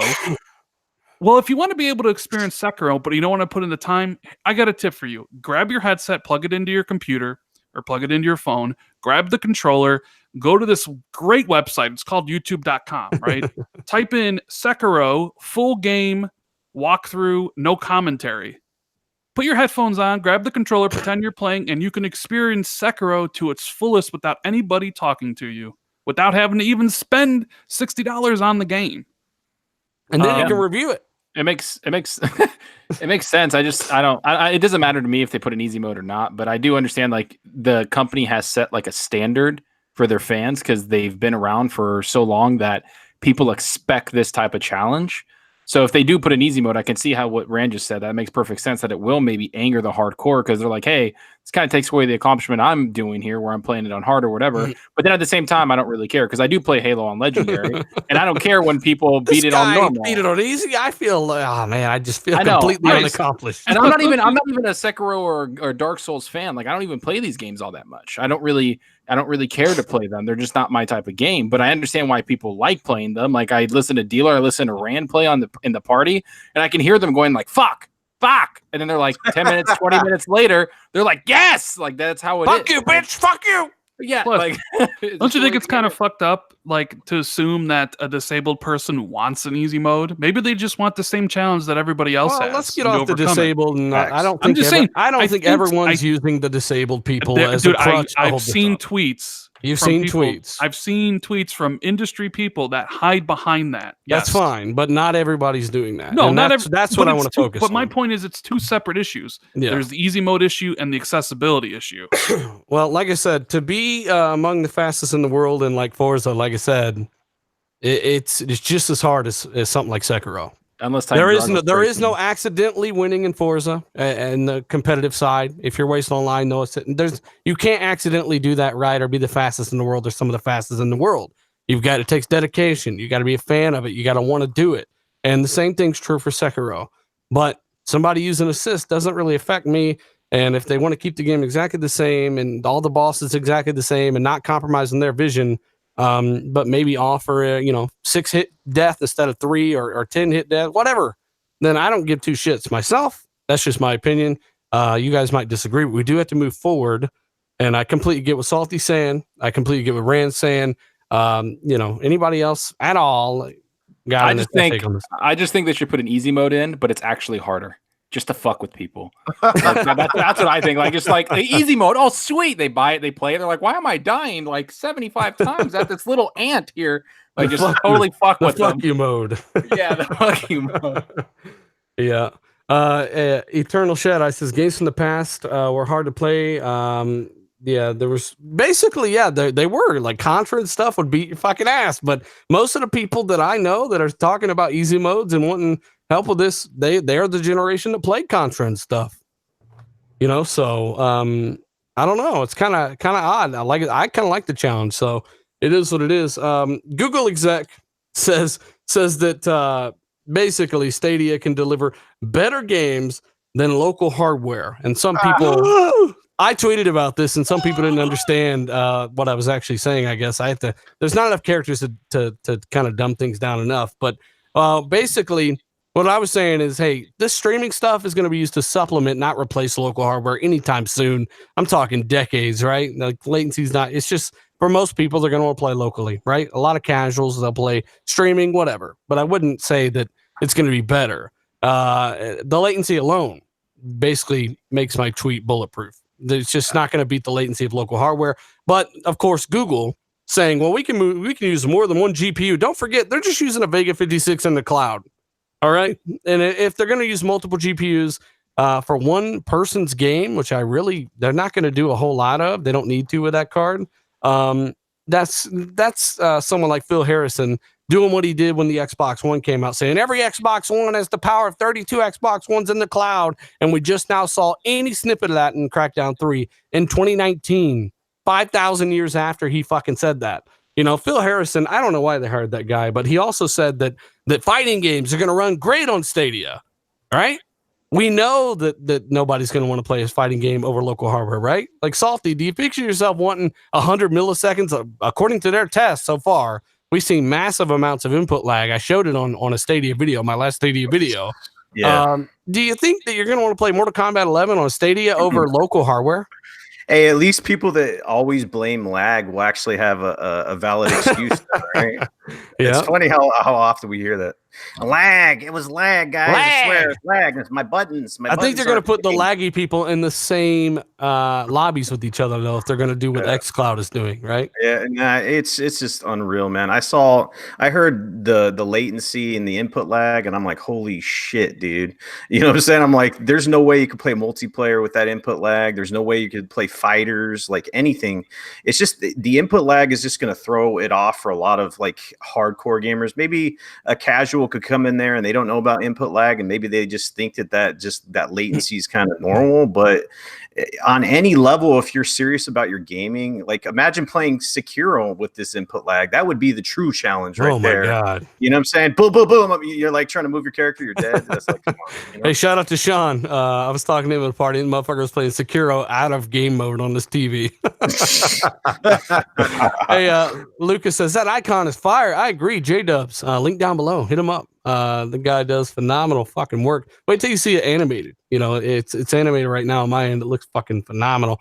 All Day says don't trust Google. I don't know. A lot of people don't like Google. It's really funny. But Salty's right. You're gonna play Sekiro with even 80 milliseconds of input lag, right? That's a lot, D-Batch. Yeah. For a game like that, right? Yeah, it's a lot. I'm actually working on a story on some of these elements, like the input lag on cloud. So hopefully it'll be out later this week. And long story short, it's never going to beat local hardware. It's just not. For single player experiences, fine. Like I think the cloud will perform fine. I think it'll be okay. For multiplayer though, nah. Even if you're putting everybody on the same playing field by keeping them all on the same server, you still got that lag. So you're gonna have to each time kind of work around that lag. I'm sure in time you're going to get used to the lag a little bit, but at the same time, it's still there. It's never going to beat local hardware, just for the simple fact that they got to send that signal to you. But D-Batch, Big Daddy Tomcat wants to know why Digital Foundry said that much lag, 166 milliseconds is fine. I think that when they were comparing it, they were comparing the 1080p service that they were running compared to Microsoft's Xbox One X, if I'm correct, running a game at 4K, which is going to have a little bit more lag anyways, right? I don't know how they got to their numbers, to be honest with you. I think it's because they were comparing the 1080p to the 4K, to be honest with you. Let's see when they unveil their 4K service, because they said at launch, it's going to launch at 4K. Now, 4K is going to take more bandwidth. Apparently, it's not going to take too much more bandwidth, but at the same time, it's going to take more bandwidth, and that's going to introduce even more latency. I don't think your pixels are going to be as clean streaming, because you're going to have some type of loss of image quality there. No matter how small it is, it's still going to be loss of image quality. And you're going to have input lag. There's no way it's ever going to be better than local hardware. Will it be comparable to some degree? Sure. Do I think the casuals will like it? Sure. But it will never beat local hardware, ever. I feel like they just keep putting their foot in their mouth, right? The way they talk. Like, I get it. You have like xCloud, you got Amazon, and Walmart, all these other companies, Verizon, trying to get into the cloud streaming for gaming. And I get you have to kind of stand out, but it's like at some point, it's like, just chill. Stop saying things like oh yeah, they're better than the local. I know, and it's just like he's going like totally crazy with it. Like, it's gonna run better than local hardware, and it's just like, bro, chill. I get it. Like, it all depends on someone's connection. It depends on a lot of than factors. Local hardware. It's like, what the fuck? It's like chill, buddy. Let's just take a step back. Like, even visually, the guy's wrong. Like, some people tried to spin that by saying, no, he's talking about visually. They can multiple GPUs, and it can. No, bitch, I can have that many GPUs in my local hardware. Like, they are running it off local hardware. I can go get the same amount of horsepower they're running, but better, newer graphics cards. Like I said, they're running a Vega 56 in the fucking cloud. I know. Go ahead, D. Yeah, I was gonna say, if anything, I think they were maybe taking a dig at the consoles, saying that it'll run better than consoles. They were. That's what I'm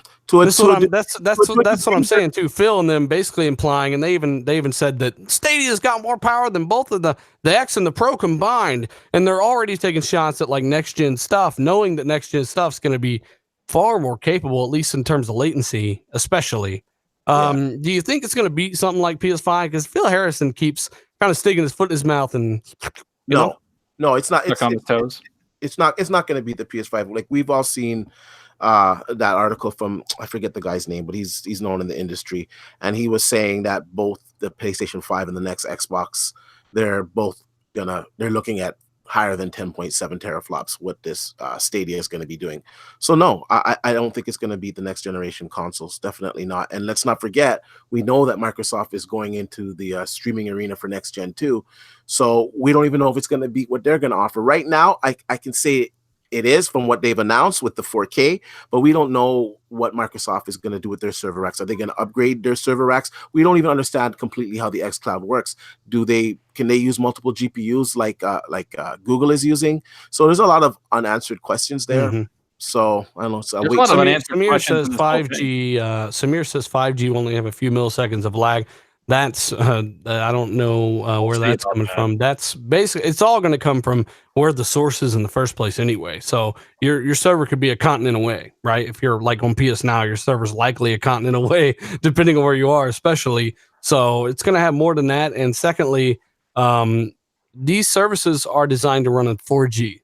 So you shouldn't have to have 5G. They're saying 10 megabytes per second or less. 10 megabits per second or more, rather. Well, that's for the xCloud, right? Yeah. So, and Google aren't they're only at 25, and their lag is fucking ridiculous. So hopefully Microsoft got some shit figured out. Plus.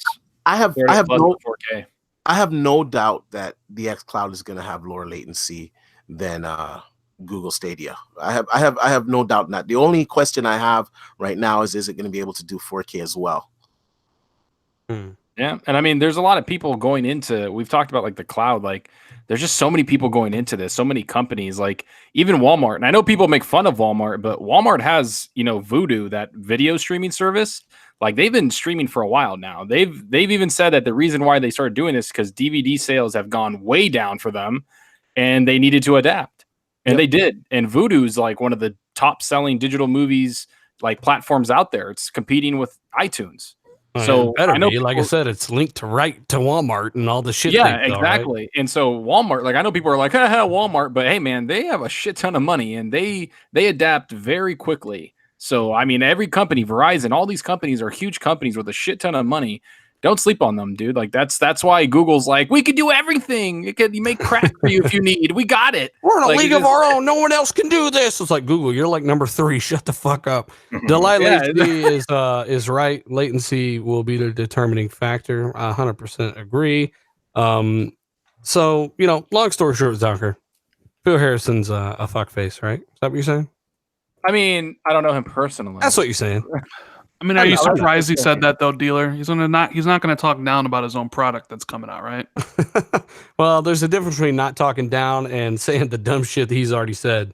It's Keep in mind, that's the guy that helped run the Xbox One into the ground. He also helped PlayStation for a while too. Remember, he said Rumble was the last gen feature, which is which really they just didn't want to pay the licensing or whatever the fuck they had to do, right? So they got rid of Rumble at the beginning of the PS3 generation. It doesn't matter. I mean, Stadia's got 10.7 teraflops, better than Xbox and PlayStation. Let's move on. Well, given all the streaming stuff, Biggie2316 has a question. With streaming on the horizon and basically being so prevalent as it's going to be, as we all know, developers have talked about this as well. Do you think the data caps need to be abolished? And do you think Microsoft and Google need to lead some kind of charge to help kind of advocate for kind of getting rid of these data caps? D? They're gonna have to if they want the service to do good. Last week I was saying like they could do some deal, like say with, well, let's not say Verizon because they're gonna get into their own, but I don't know, the big companies that you have in the States. We have like Rogers and Bell here. So for instance, Bell, you could go on their service if you're using the xCloud. Whatever data you use, it won't be counted towards your data, and they pay the provider some type of premium for that. So there is a way to do it. We really don't deal with data caps here in Canada, to be honest with you. Like you have them, but you're not forced into them. Like that's only if you want like a really low tier. Like most of the, I would say, small to higher tiers have no caps on them. It's just basically the speed of your internet service. But in the States, I'm hearing people, they got like 50 gig data caps, 100 gig data caps, and that's who the hell has that? I know of 1,000 gig. Like, sorry, this has already been going. You mean like 1,000 gigs, right? Like I know that's going on because it takes, I think it's like 7.2 to 7.5 gigabytes of data to stream a 4K movie right now. Yeah. So that's how much it is per hour, 7.5 or 7.2, something like that. So I already know that this has been a problem, and it's not. I think gaming is going to just propel it to be like, hey, let's get rid of these data caps. Yeah. But I mean, I'm uncapped right now. I have I don't know, like 500 down or whatever. So I'm not really in the market of like, oh, I'm worried about it. But you had to pay a fee to be uncapped, right? I canceled some stuff, and then they were like, do you want unlimited? Because I was getting I did like 2 terabytes of data last month alone. So it's like that's I had to go unlimited. If I were to be a betting man, I'm going to say that these companies, like hopefully these like Microsoft, Google will subsidize it through the companies. But like I said, if I'm a betting man, I think they're going to have some type of gaming service where you pay this price and you have unlimited and they give you a little bit more bandwidth. And I think they're going to probably push some type of service like that. I think Netflix is going to be the one to push it, man. Like that, just everything, the way everything movies and streaming and all that, like that's the big one right now. Like everybody uses that shit. Everybody uses YouTube. Everybody uses Netflix. Everybody watches Twitch. It's just, that's what it's going to be. And then the gaming is just going to be added onto it. And King Coin 420 in all caps says, no caps for me in Oregon, 50 megabytes download. I even live in country. Thank you. Appreciate it, King Coin. All caps. You gotta get the emotion out of these. It's text. What can you do? You're right. So Zucker, tell us what Phil and shout out to everybody joining us once again. Hit that like button if you're still here. Let's try to do 300 for the end of the show, 1,000 after the fact. And as I'm still fighting off Ebola, but I do feel better. So people keep messaging me about this. Phil Spencer talking about the Japanese market and kind of what they're doing there. You did a video on this earlier. Give us the download and all the information here. Yeah. I just made a video today about it. Just released it up. Everybody checks it out. Phil basically is in Korea and Japan for the next week. or so. He posted about 2 days ago or something like that. So he's there for a week, meeting with developers, publishers. He even talked about E3 and then future gaming plans. He's like, I'm very excited about it. He talked about like E3 saying, you know, quality is what's going to drive how long the show is. So, you know, this has been something that's been hinted at for well over a year. I mean, I don't know how anybody can say otherwise. Like Phil's talked about Japan. He's talked about how they don't have a strong footing. I put that in my video, like his own words when he was being interviewed at E3 last year, said they don't have a strong footing or a strong market in Japan. And that's because they didn't have great relationships with the developers there. And he's trying to change that. I mean, and if you guys remember a few months ago, like November or December, they had a job listing opening up a whole new, like, basically not a studio, but a whole new like group of people to work in Japan and work within those Asian markets to expand and actually build relationships with these developers, because a lot of these games like the Neos, right, or some other games that didn't come to Xbox and that went to only PlayStation, it wasn't because they were first party. It was just because the developers made them for the system that they knew. And Xbox and Phil Spencer seems to be trying to combat that and cultivate these relationships to make them kind of awesome and kind of bring out these other diverse games that we really don't really get on Xbox, like Japanese titles and all these other titles. And he's done that through like, you know, Black Desert, right? Like Devil May Cry 5, again, another Japanese developer. It's kind of cool seeing him take it seriously, because throughout Xbox's entire history, even back to the 360 days, if you talk to like the executive, you see them like interviewed, they talk about how hard it was to break into Japan. And I think xCloud is a way for them to kind of go into that market without allowing people to buy like that $500 system, right? Because nobody wants to do that. They don't want to buy $500 to get into Xbox if they don't know it. So xCloud could be a good way to kind of Trojan horse or, you know, go in there, because console sales in that market have been going down considerably, minus the Switch, because it's more of a mobile console for people. So yeah, it's a lot of information that I kind of put together, and I kind of just like connected the dots, and it's just kind of cool. And now silence. So, in your opinion, and honestly, this is something that I agree with as well. If anything, they can get more Japanese support, because streaming's huge over there, and they can do that through something like xCloud, which means that those games will be natively made for Xbox anyway, because it has to be to work on xCloud. That's one of xCloud's advantages, right? Every Xbox game will just work, no extra work on the side of the developer, as long as it's coded for the Xbox. Then you can play it locally and on xCloud, and the xCloud version could potentially be the driving force of that support. Yeah. And then that's like during the interview at E3, somebody was like Persona 5, right? Like they yelled it at him. And he was like, trust me, I hear you. He's like, I hear you. And it's like, that's what the thing is that this whole work with the game core and all that stuff that they're doing in the back end to make games, they want to make it so easy to make a game for Xbox that it goes to Xbox, xCloud, and PC, like you just said. And you got to build that relationship. Same with what Stadia is doing, right? With their first party. That girl, I forgot, Jade Raymond, she said, we're not only making games, we're helping people develop, third-party developers develop games for our system. And that's what Xbox is doing. That's what Phil Spencer's doing. He's making these relationships kind of build and blossom into something that can bring different types of games to Xbox. Yeah, and a few people were talking about Japanese support for the 360. It really, in the grand scheme of things, it didn't have a ton. I think it was the larger install base, and at launch, particularly, it had some more Japanese titles, but those kind of faded out as well. But it always had, by far, the biggest attach rate for software and even install base for a while, up until the generation was over. So it kind of made a little more sense there. But Microsoft's are in a different spot now, even though they're the most profitable that they've been. Things aren't exactly the same. Randolph Thor, give me your thoughts on this. On what Salty's thoughts as well. I mean, it's all great what Zalker's saying, but at the end of the day, like developers only care about one thing, and that's sales of their games. Facts. Mm-hmm. And unfortunately, Japanese games don't particularly sell very well on Xbox, and that's just the hard Monster truth. Hunter did. That's just but it didn't sell as well on it didn't sell as much as PlayStation or the PC version. So that's why you see games like Persona 5 not come to Xbox or Yakuza not come to Xbox, because there's this undercurrent there that they wouldn't sell. I mean, hell, I'm just looking at Twitter, and Wario64 basically is kind of confirmed that Persona 5 is coming to the Switch. sometime this year. So it's like, why isn't Persona 5 coming to Xbox? There's no exclusivity agreement between, Sega and Atlas and Sony. It's literally just because they feel people on Xbox wouldn't buy the game, that it wouldn't make their money back. It's a purely business decision. Now, like you said, if they can get more push in the mobile space with xCloud and all that stuff, maybe that'll change. Maybe it won't. But so do you suspect that a lot of Sony guys are instantly not going to like Persona now that it's multi-plat?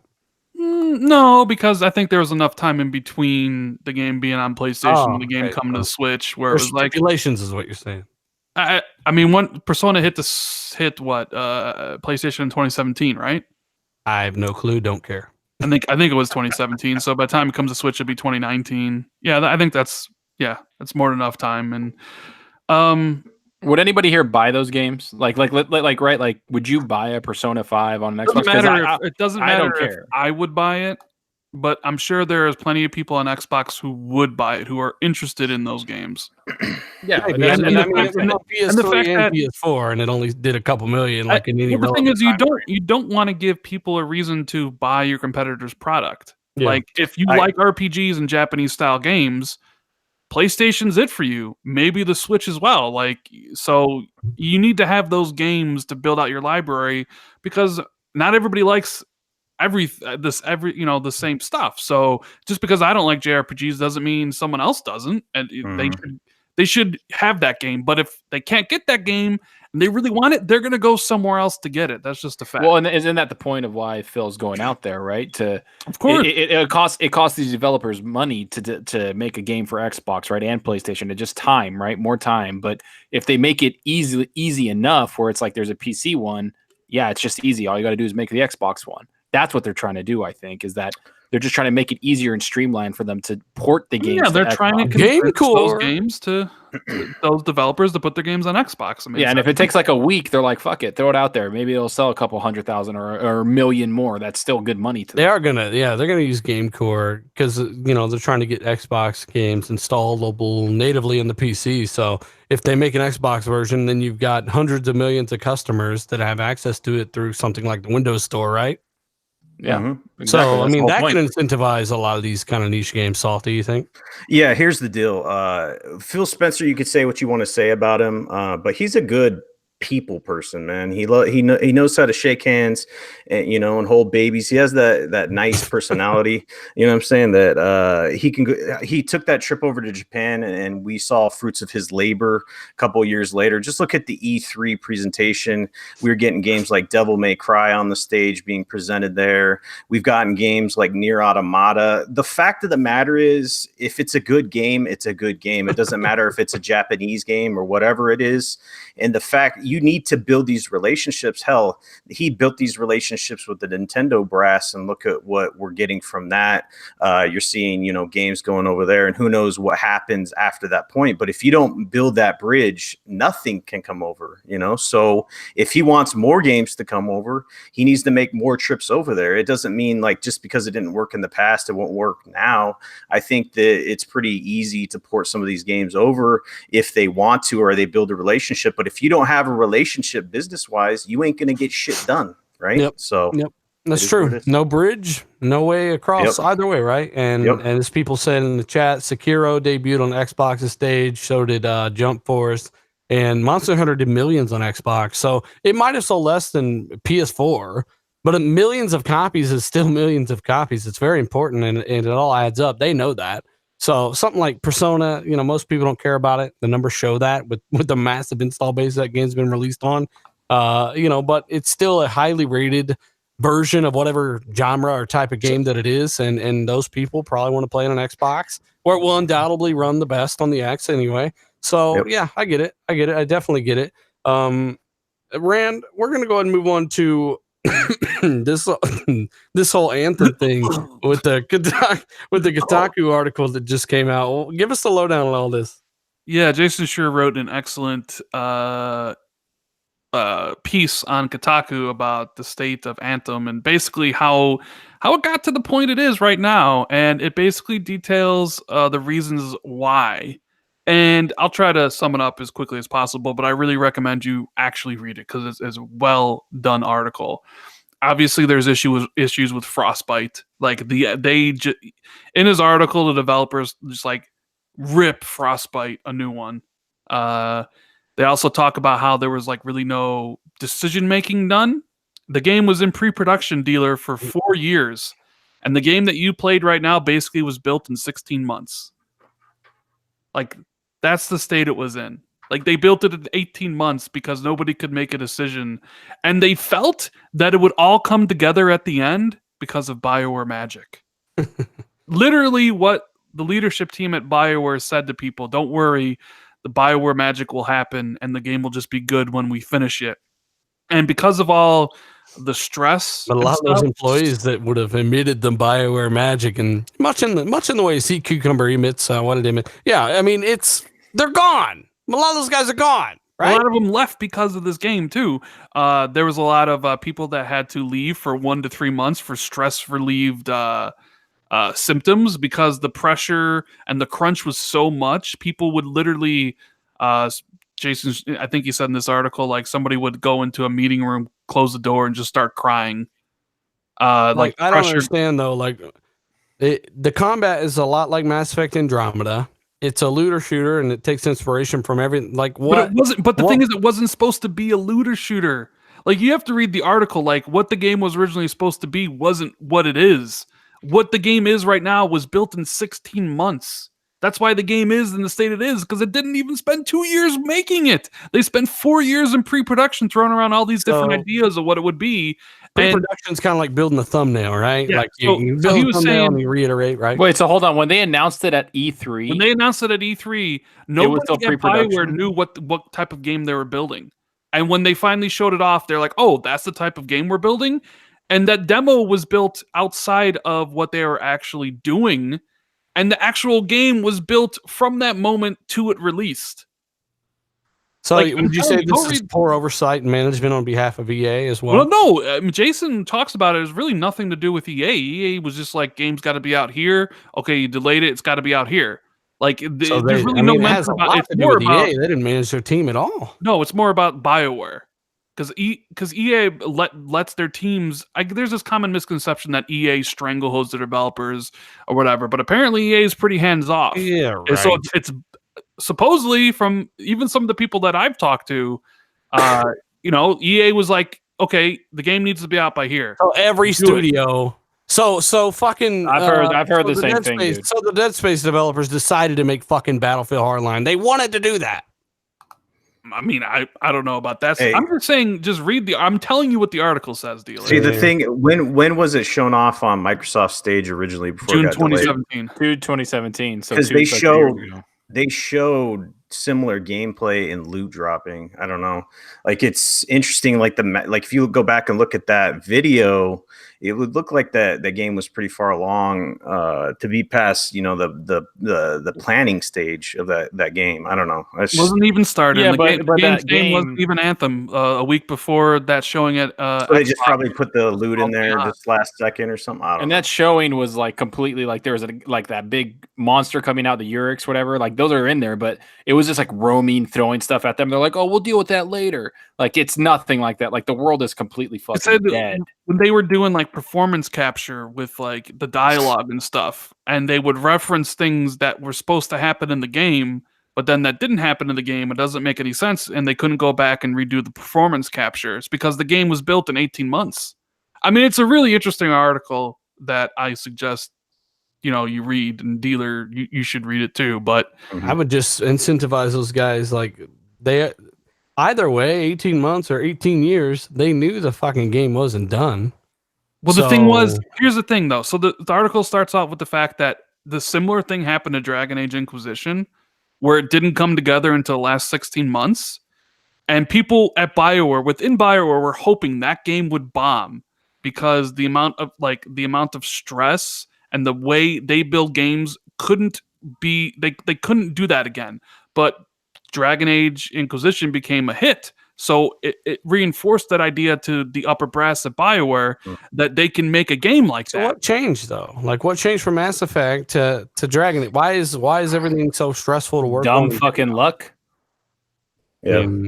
Dumb luck. Like honestly, it just sounds like it's dumb luck. That's not the way you develop. It just sounds like dumb. All of it sounds does sound dumb. Yeah. So Inquisition was dumb luck, and then Anthem was just the reality. Like, hey, this is what happens when you fuck around, and then you don't make any decisions. Like, that's I think a lot huge of this thing. has to do with EA's newest CEO. I've noticed a big trend ever since that guy's gotten in there, and I don't think it's. I think there's more to this, and I think it all comes down from him.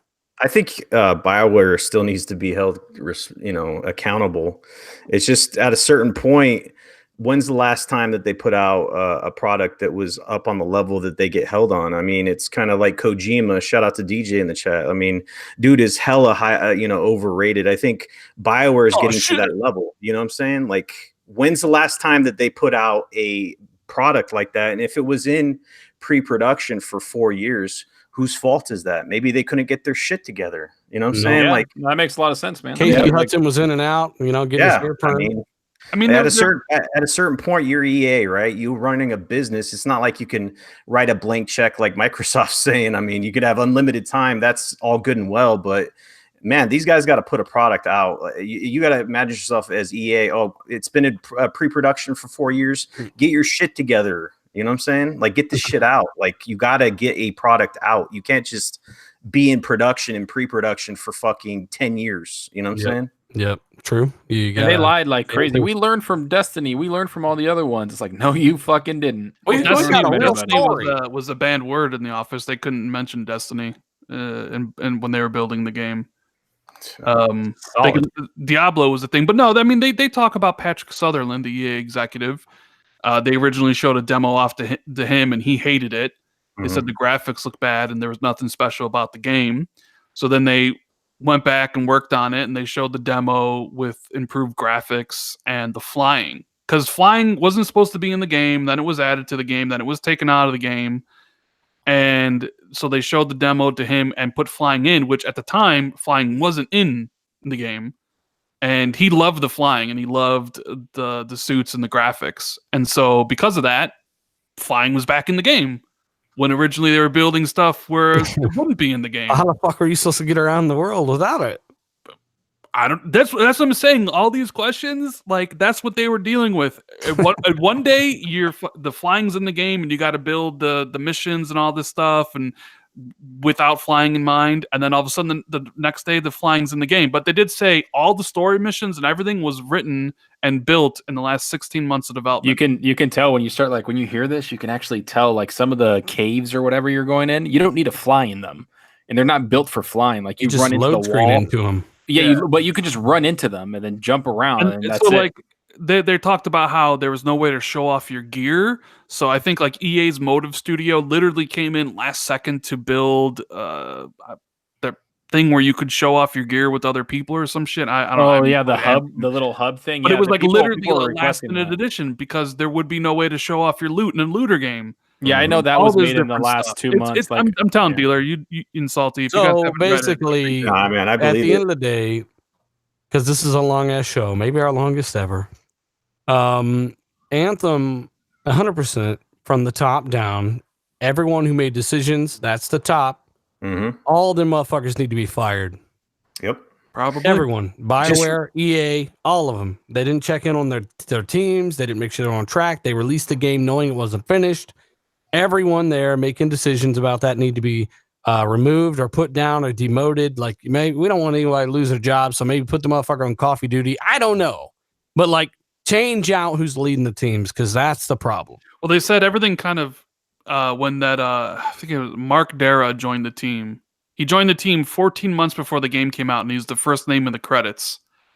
Because he came in and was basically made decisions. It was like, no. He's like, what the fuck are you guys doing? Like, no, this need, because I guess the way it was like decisions by committee. People would be like, what about this? And be like, oh, we can't do that. And so nothing gets done. This guy comes in, he was like, all right, this, do it. You know, he just came in together and got the game done in 14 months. But he's a guy who worked on the game for 14 months. He's the first name in the credits when the game had been in production for 5 years. Yeah, they need a creative director that doesn't really leave shit up to a vote half the time. He's the vision. He's leading the team. He says, it's like Corey the Barlog making God of War. half of his team were questioning him, coming up to him. I don't think this is God. Will shut the fuck up and do what I say. Like that's his job. Do you really want the axe? We can't do the axe and Can't throw do it in the the axe. one cut. The one cut. The one that cut thing. stuff. And you know, Corey Andreas- Barlog was spot on. Like, shut up, and listen to Corey. Like, tells you what to do what he says. That's what they needed over at BioWare.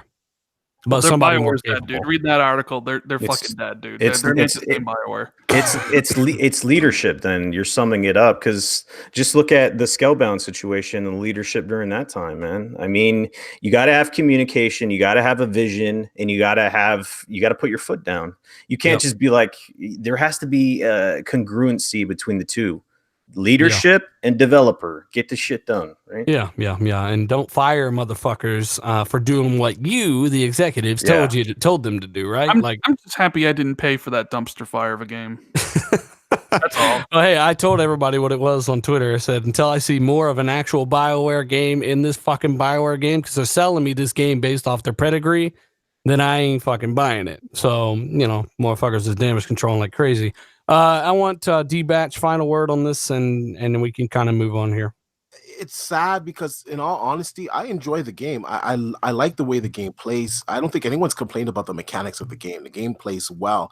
It's just after a while you can see that it is a little bit shallow, and they really had a big hit on their hands here. If they had just crossed their T's and dotted their I's, I don't think they'd be dealing with the backlash they're getting now. EA really needs to do something about the way they run their business. EA used to be the pinnacle of gaming. They used to, like, hate them or love them, they used to produce some of the greatest IPs, and they got a lot of dead IPs right now. And right now, as a company, I got to be honest, they're just rehashing shit. They're not really trying. They're resting on their laurels. And I hope this is a big wake-up call for them. I hope that they learn from this. And honestly, tell you, it's really sad to see a BioWare game, well, a supposed BioWare game, you know, getting review bombed like this. It's just horrible. Yeah, Apex Legends saved them, man. Apex Legends is like a godsend to these people. They're not saved. They need a new CEO. Until that happens, I don't have any faith. If that does happen, I see a ton of reboots. We also need a fucking Mass Effect trilogy remake, complete remake from the ground up, including better mechanics for Mass Effect 1 and 2. And we need a Dead Space trilogy remake as well. And if we get all of those things, I will be very happy with EA once more. And as well as a modern day Battlefield with some fucking guns, customization, attachments, a real multiplayer shooter that has some grit and some weight. What and if some I content. told you there is a Battlefield game coming out this year from EA, but it's a remaster? Yeah, I would be happy if it were like any of the old shit remastered. Like that's what we haven't had. We haven't had a multiplayer shooter from them with any substance in a while. So if we got like Battlefield 3 or Bad Company 2 remaster with modern kind of attachments and mechanics and kind of updates, I'd be all for that shit. Yep. Because I'm desperate for a great online shooter right now. I'm tired of the futuristic shooters, and I'm tired of like the World War I, World War II shooters. I want something just like you. I want modern day with all the modern day scope. I don't want battle royale either. Like a lot of people say, well, what about Apex? I don't want to play battle royale. I want Battlefield back. I want to spawn and see tanks and helicopters and shit that I can jump into and take into the battlefield. I want that shit back. And it's been so long. Like I just haven't even been hardcore in a multiplayer because Battlefield's been fucking dead to me. Like Battlefield 1 was quality, but it had 4 fucking guns. Like I'm literally pissed off when I talk about it. And it all started with this new fucking CEO, fuckface. We'll call him that. I don't know. Well, Dealer, what do you think about Sorry, go ahead. I was just asking Dealer, what do you think about fucking GameStop posting a $700 million year-over-year loss? I am not surprised, and they're dead. And that's all the time we have, folks. So thanks for joining us. See you later. Thanks for coming. We have got to get out of here. This show went on for a while. That's our longest show ever. It has to be. I haven't really looked specifically, but it has to be. Colt Eastwood wasn't here. Colt Eastwood wasn't here, and you know, we might bring a case of Red Bull to the panel next week. But we do appreciate you guys rocking out with us. Hit that like button if you're still here as we do some outros. A lot of information in this show. So thanks for joining us. Hey, Salty, what have you been playing? Where can people find you, bud? Sekiro. I've been playing that. You can find me playing it until I don't know. I'm gonna be playing that for a while. Like I gave up the Division 2 pretty much because I'm all into that game. But yeah, I'm gonna be doing that. We'll do the Saltiest Gaming Podcast tomorrow at 9 p.m. Eastern. Follow me on Twitter. We have a giveaway for 2 copies of Mortal Kombat 11. Good stuff. What about you, Rand? What have you been playing, or where people find you? Hey, dealer. Thanks for having me. I recently beat Sekiro, my first Souls-like game. Enjoyed every second of it, mostly. Have a review up on the channel if anybody wants to check it out. And I don't know what I'm playing next. Last Guardian, Bloodborne, Devil May Cry 5, Metro Exodus. So many choices. What did I just do? Last Guardian? Last Guardian? Yeah, someone really wants me to play Last Guardian, so yeah. That poor soul. Yeah. Hey, Shoguns, thanks for the super chat. Any other super chats? Do it now so I can read it before the end of the show. And we got to read those because at least we can fucking do. Motherfuckers supporting the show. We got to read the super chats, right? So you've been playing a mixture of things. I really do think you should jump into Metro so your standards for what great visuals can go way up. But Colt Metro's the best looking game ever made. Hate the game and they wish they didn't buy Both of those guys have not hardly played the game. Oh, okay. So awesome, dude. As somebody who's beaten the game, Salty's beaten the game, we can both recommend it to you. It's not perfect, but it is good. It's worth beating. It looks fucking crazy.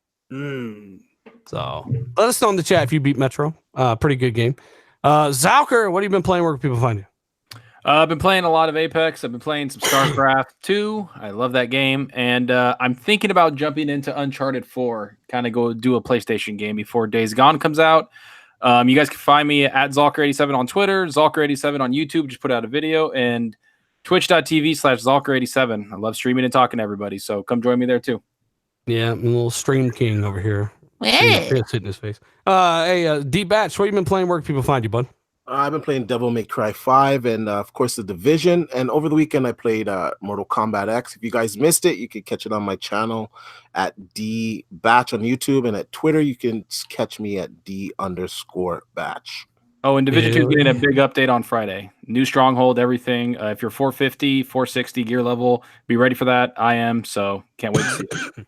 There you go. Yeah, I played a little bit of Division, which it's actually not a bad game or anything. It's definitely Division, but it's more full of content and stuff than the first one. It's still not what was shown in 2013. The reveal of the Division is still not quite there or even close, really. But it's a much better game than the first one, I would say, right, Zalker? You'd agree?